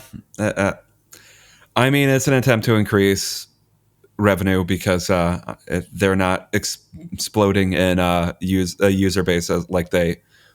I don't even know if planning is right. Like praying would happen. I'm not quite sure how to phrase it at a certain point. But like, yeah, like I'm just looking at like, yeah, so like this idea that you would get a series. This is always the argument me and you kind of agreed with, right? Like, oh well, Game Pass makes sense for a family if like the dad and mom don't want to buy them games all the time. They get them a Series S for whatever it is, $300, $350, and then they go, hey, we'll pay $10, $15 a month, and you'll get all these games. Now it's $20 a month to do anything. You're not saving money by getting them an Xbox or a PlayStation and just buying them some games. If you wanted to save money, you should do it on PC and just install SteamOS or something like that and buy them $5 games on Steam. That'd be so much cheaper. Maybe they'd actually beat the games too and learn to accomplish things instead of having endless shallow games. Yeah, let me double check this before I say something incorrect, but there was a version of Game Pass which it looks like what are Game Pass Core is what they're replacing it with, where they're removing day one games for it basically on console. And the one piece of solace though is if you're a current subscriber to Game Pass for console, you're grandfathered in, so they're not going to kick you out. Okay. But no new people are allowed in. Okay. Oh. So you can. That's almost worse because then they're not driving instant revenue. No, I don't know what they're doing, Thomas. I mean, I think this is dumb.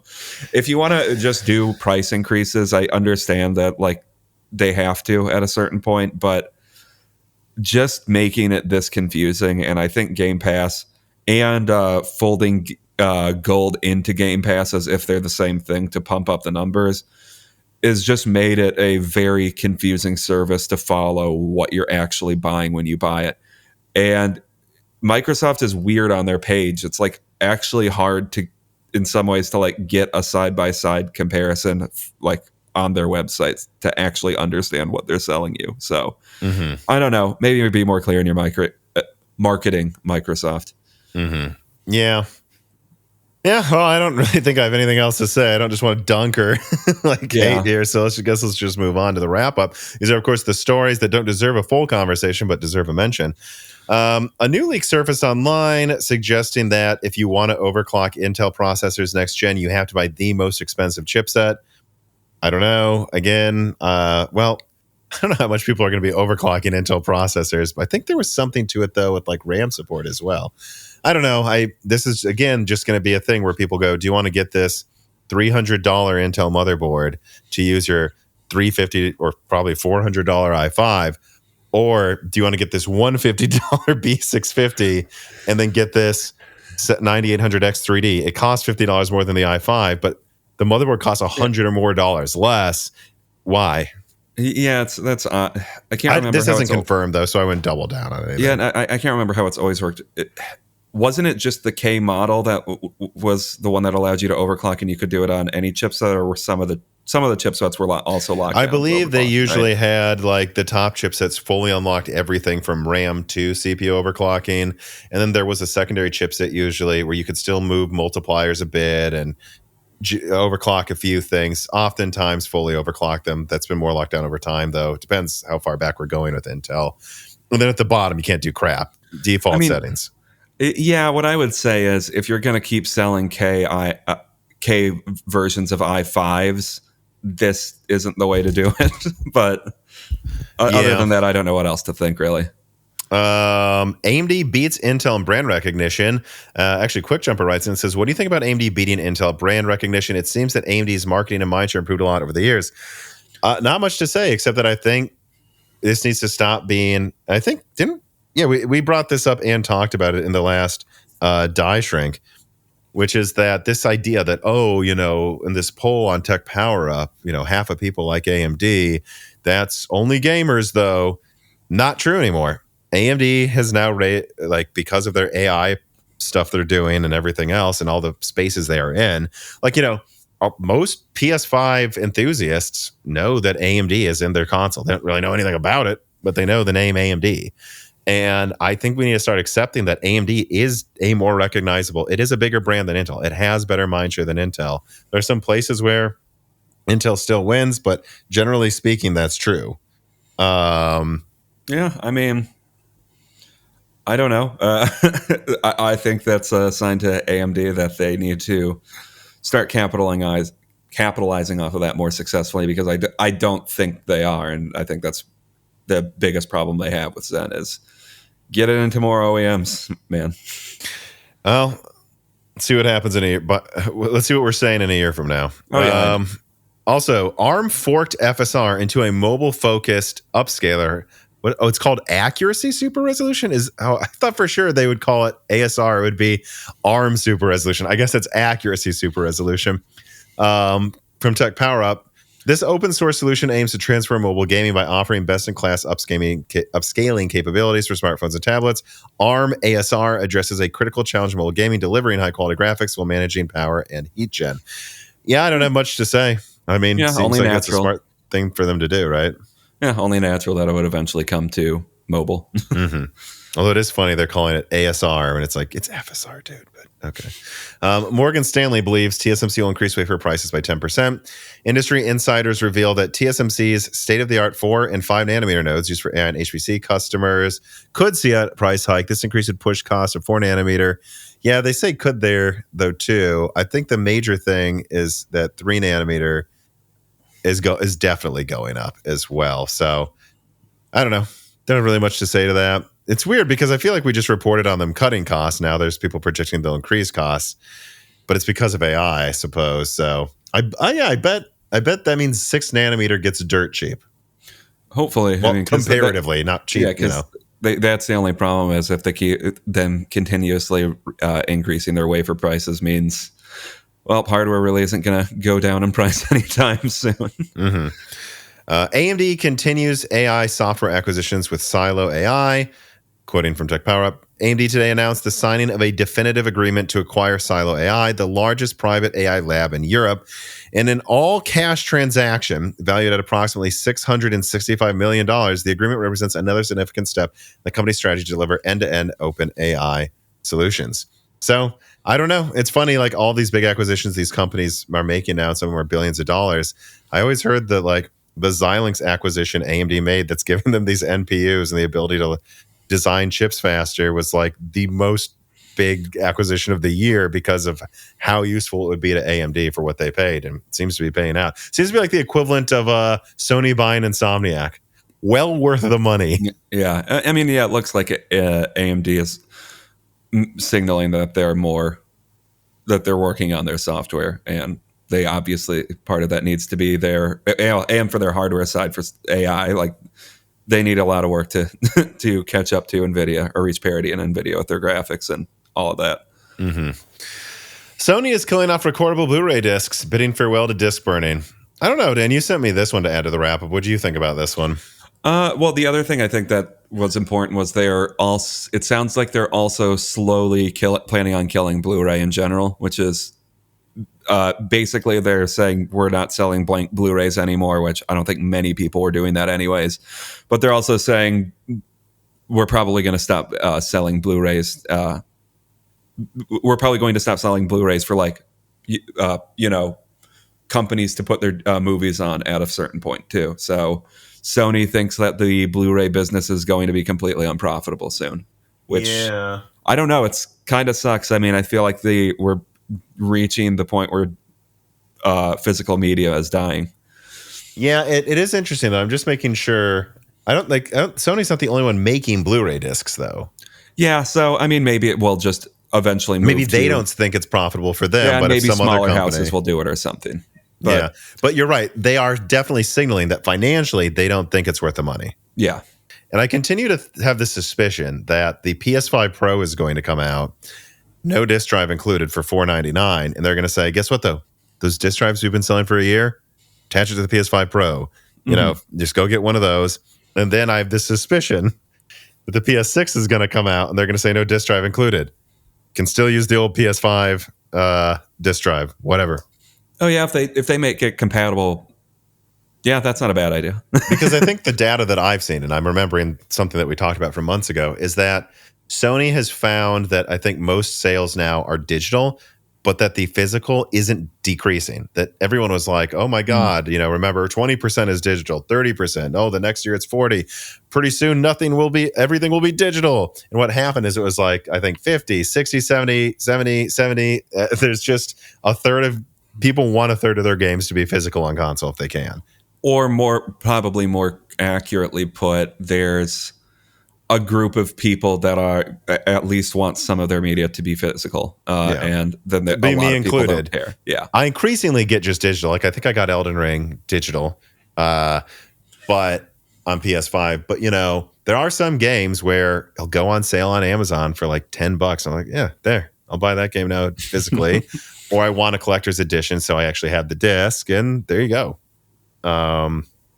Tech giant Samsung workers to strike indefinitely. You also sent me this one. What's going on here?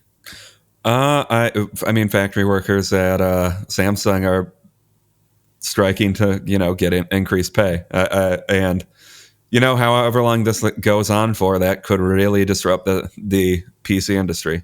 So, which factories did you see that? I don't remember now. Because I believe this is probably somewhat disorganized, I would think, as I'm assuming labor organizing isn't that strong in South Korea. Maybe I'm wrong. Yeah. Oh, well, no. Oh, so 30,000 are going on strike indefinitely. So they do have a union. Oh, there it is. I see it on Bloomberg. Chanting outside semiconductor plant. That's the question. Can they make the Switch too? Nintendo, maybe you should have fucking launched that when you told the people I talked to at Nvidia you were going to. Yeah, I don't know. It's interesting to me. It seems like Samsung isn't budging in their position at all. So hopefully this isn't a case of an unstoppable force meeting an immovable object. Yeah, I mean, the longer this goes on, they make so many things from SSDs to memory. This could affect.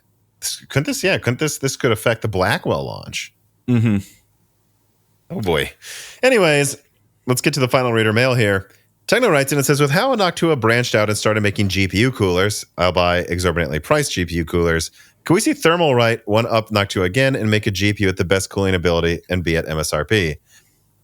I doubt it. And is anyone really paying attention to the Noctua coolers? I just feel like I see a review like on Tech Power Up every now and then. They're like, look, you can attach these like 92 millimeter fans. And it's like, okay. And it's also like a 4-slot graphics card. Yeah. I mean, I don't think there's ever going to be that much interest in these aftermarket coolers for GPUs because it's more work to put on. Noctua GPU cooler. Actually, let me see this. How much do these things sell for? All right. So right now, the 3080 on multiple websites, the Noctua one. The 4080, is it a super? It is the 4080 Super, is $1,350. Yeah, that's more than everybody else. What about this? Oh my God, these things sell for a lot more than MSRP. You know what? I was going to dismiss this question, but I actually, he might be onto something. Thermalright seems to be taking it to them by making basically the same thing for CPU coolers. I could see someone coming in and going, hey, you know how they're charging $1,350 for the 4080 Super? Now we're charging this much. Although the problem is they'd have to be capable of, but it would be in partnership with a company because it's really an ASUS Noctua. So they'd have to come in a partnership with PNY or something. I could see it happening. I mean, I don't want this, but I could see people going, hey, my case can fit it. And if the fan breaks, I put in another fan. It's easy. Well, I mean, I don't dislike being able to easily swap out a fan if one on your cooler breaks. But yeah, this 4080 Super is $1,350. I didn't realize and it is giant. But yes, I guess someone wants it. I've read and reviews it cools it very well. Let's see here. Chris Risk writes in, when just playing games normally, how noticeable are the differences between the latest versions of DLSS, FSR, and XeSS during typical gameplay? Well, I actually have a Meteor Lake system over here, so I'll check out Xe Super Sampling soon in the Intel version of it. But typically I use DLSS, of course, and I'm trying to think of the latest game that I've used it in. Yeah, the one in Hogwarts is pretty modern. I think it looks fantastic. And I also think FSR, whatever's in Harry Potter, I think it's like 2.2 or something, 2.1 or better. And I believe I read that Red Dead Redemption 2 has been upgraded to FSR 2.2, which I've, of course, played on my girlfriend's PC at least some. I think that they are noticeable. I think how I'd summarize it is FSR 1 was good, better than doing other things in an emergency, but not really worth using most of the time. FSR 2 was worth using most of the time in 4K half a year after it came out, like once all the patches were in. It was worth using most of the time, FSR 2 was. Would you agree in 4K? Yeah. No. And then now with FSR 2.2 or later, yeah, definitely use it. I would use it most of the time in 4K. I mean, Hardware Unboxed did that test where they found in like half of games, it was pretty close to native, if not better, in 4K. Definitely not below that, he concluded, and not better than DLSS, but still sometimes close to native. From that perspective, when you get that, like whatever it is, 50% performance boost, why the hell wouldn't you trade 5% reduction, in image quality, or even 10% to get 50% higher frame rates, trying to think what I use it in right now. It's right, Battlefield doesn't support it, so I haven't been using it on the 7600. Yeah, I don't know. So I'd say it's definitely noticeable. FSR right now, I believe, is where DLSS 2 was, like 2022, 21. Yeah. Where it's definitely better than base 2, because that's where I'll tell you what I think about DLSS right now. Even base DLSS 2, I thought looked like ass on Mountain Blade when it first came out. I mean, it did not look good. It looked terrible. I'm trying to remember. The really terrible implementation was just DLSS 1. 2 made a lot of improvements. But still often had weird... I mean, I remember I did a comprehensive test with my 3070. And I was playing Mountain Blade, and some of the trees were just disappearing and flickering. Mm-hmm. It was a problem, but I don't really see that anymore. So DLSS 2 is way better. FSR is crazy better. I mean, because it's actually kind of comparable. So again, I think FSR is comparable to after that Mountain Blade statement I made version of DLSS. Like, that was 2021 DLSS. I think AMD is where Nvidia was kind of in 2022 in quality, in 4K. And then probably like base 2.0 in 1080p. Although it's not the same thing. Base 2.0 had all these errors, but looked good when it worked. FSR just looks a little worse, but doesn't have the errors, And then Crass writes in, it says, are you ready for the ROG Strix G17 with AMD Strix Ryzen AI 9 370HX? I believe it's AI 9 HX 370, sir. How dare you mix that up? Let me make sure I'm dressing this guy down and I'm not the one who's wrong. Right? Yes, it's the AI 9 HX 370, the dumbest named CPU in history. I just love how, as like brand and code names over time have been continually mixed up more and more together. For some reason, they're just running with it, and they're like, "This is all part of the brand. It's gonna be as long of a name as possible, and it's gonna sound really stupid." I mean, the longest names, PNY 480 Super. I still can't get over how long. The PNY GeForce RTX 4080 16GB Accelerate Gaming Verto Epic X RGB overclocked. Nice. What are we doing? Nice. But I am ready, Crast. My body is ready to see the endlessly long naming schemes that these companies are coming up with. Accelerate, spelled XLR8, of course. And the Republic of Gamers double Strix. The Republic of Gamers Strix with Strix AI 9 HX. How many X's can we go? Come on, guys. More X's. We need more. There aren't enough. All right. Well, that's going to do it for this episode. Thought I would close on a fun question. Dan, any final words? No, I don't think so. Whoa, bro. But yeah, so I'll do the normal shilling though. Thank you for watching. Thank you for listening. Make sure to subscribe, ring the bell button, tell your friends about us. And also, do share the content a lot here. Like, there's been an alarming amount of things recently, whether it's 13 tops and Arrow Lake, to the pricing on Zen 5, to the overclockability of X3D, that for some reason websites are like refusing to give this channel credit. So I cannot tell you how invaluable it is to us when you remind people literally everything that's come out in the past 3 months was linked by this channel 6 months ago. Like, that is what helps us grow and builds on the credibility that allows us to make more content for you. So Thank you for supporting us. Please remember to share. And of course, also I'll also say, really wouldn't matter if anyone shared. If even half of the YouTube subscribers join the Patreon, the lowest tier, you'll get access to Die Shrink. New one just came out. It's a long conversation. If you want even more details about what me and Dan think about the Intel instability problems, there's a whole other video right there without ads on the Patreon as well. And I guess that's going to do for this one. Again, thanks for watching. Thanks for listening. Have a great week, everybody.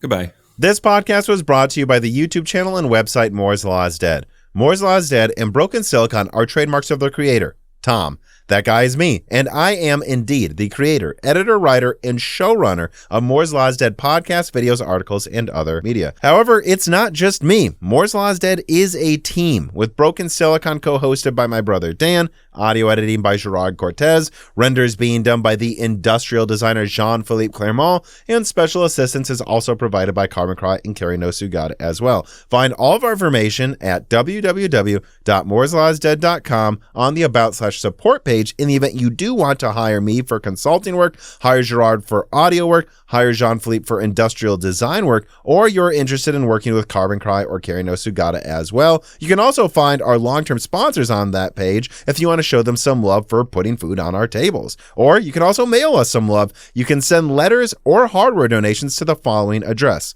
Moore's Law is Dead, P.O. Box 60632 in Nashville, Tennessee, zip code 37206. Although, to be honest, the best way to show Moore's Law is Dead some love is to support us on Patreon. Patrons are what makes Moore's Law is Dead content truly possible. Every month, and really every day, depending on who you're talking about, me, Gerard, Dan, and Jean-Philippe are working tirelessly to provide a steady stream of content that we could not keep doing unless we knew the work was possible without being reliant on sponsors dictating every little thing we put out. Don't get us wrong. We love our sponsors, but we love directly working for you, our fans, much more. If you have any extra money, even a couple free dollars a month, consider supporting us directly on Patreon. Those couple of monthly dollars will get you access to the exclusive podcast Die Shrink, voting on subjects of future podcast episodes, the ability to ask guest questions, and of course, access to the Moore's Law is Dead Discord full of like-minded people who I am sure would love to meet you. I am one of them. Additionally, higher tiers get access to early, ad-free episodes of Broken Silicon, the ability to ask questions in all Broken Silicon episodes and Loose Ends live streams ahead of the recording, and the entire back catalog of Moore's Law is Dead podcasts, in addition to having thanks in the credits of videos and podcasts depending on the tier, with other perks available as well. And hey, if you cannot afford to support us directly every month, please do share Moore's Law is Dead videos and podcasts with friends and family, and on social media and websites like Reddit, and give Broken Silicon a 5-star review on Apple Podcasts or your preferred podcast app of choice. All of this does really help us so much. But like I said, this podcast would not be possible without the patrons directly providing predictable and reliable support every month. And so now it is time to give a personal thanks to the greatest of the fans. The following supporters are at the 10 gigahertz or higher supported levels: Brad Bedlin, Drita Full, Z Chits, Daniel D, Aaron Close, Jen Rounder, Deke, Nicholas Buckner, Daniel High, GZ Ziggy, MJB1, SNES Chalmers, Jerome Ferrier, Velcom Alev, Jensen Wang, Gregorius Acker, Sarcastra, Ekis Strict, Toka, Compressed Earth Blocks, 3DS Boy 08, Hal Buma, Shredbird, Holden Mobley, Sammy Malas, Jordan Simkovic, Julian Leak, Jonathan, The Boss Haas, Franco Frederic, Jake 223, Jake Martin, Zlicky, Chrysantine, Stephen Hart, Meat and Pork, Christopher A. Butler, Tim Robb, Ian Clifford, Travis Goody, Nithra Zink, Mads, Sutsu Taylor, Stephen Coates, Greg, Michael McGee, Patty Cakes, Amiable Chief, Mark Mitchell, Tommy, I Should, Mark Raidmaker, James Anderson, Cole Attic, Cameron, Henry Zhang, Wesley Sager, D31337 Antics, Michelle Pell, Hexapuma, Jamie Witters, Reginald Ari, Teak Autumn, Jeff Sedler, Loophole 35, Winstar, Coy Leonard, James I, Raider, JSMMH, Little Germany, My Sharona, Shay, Milton, Pulse Media, Melodic Warrior, Brett Jones, Chuck Glidden, Mac Daffy, Stephen Dick, Dave Schultz, Austin Haggerty, Justin Bustle, Win Wang, Joe Foot, Brian Scanlon, Harlan, Slushball, Jansen, and Ginga, Joseph Kelly, Him Sagung, Tails 2299, Meal, Val Verga, John Sisyphos 7771, The Forbidden Juice, RB Racer, Brian Wright, AC, Alex Vega, Dr. J Mad, Freedy, Brian, Michael Cozy, John Swin, Christopher Joe, Elber Gunn, Jola Martina, Kikum Solaris 80, Matthew Marlow, Thalo 215, Jeffrey Jenneman, Lord Starscream, Glenn Violi, Tim Unveiled, Whodat42, Cornstir671, Penta Winter, Rowan, McKicky, Sprutnik, Angel Cake, Omega Doge, Mr. Tiger, John Wick Boomstick, Porcelain Oats Curry King 3, Nick Sismania, and Sokosha. And of course, thank you to Sahara for the music.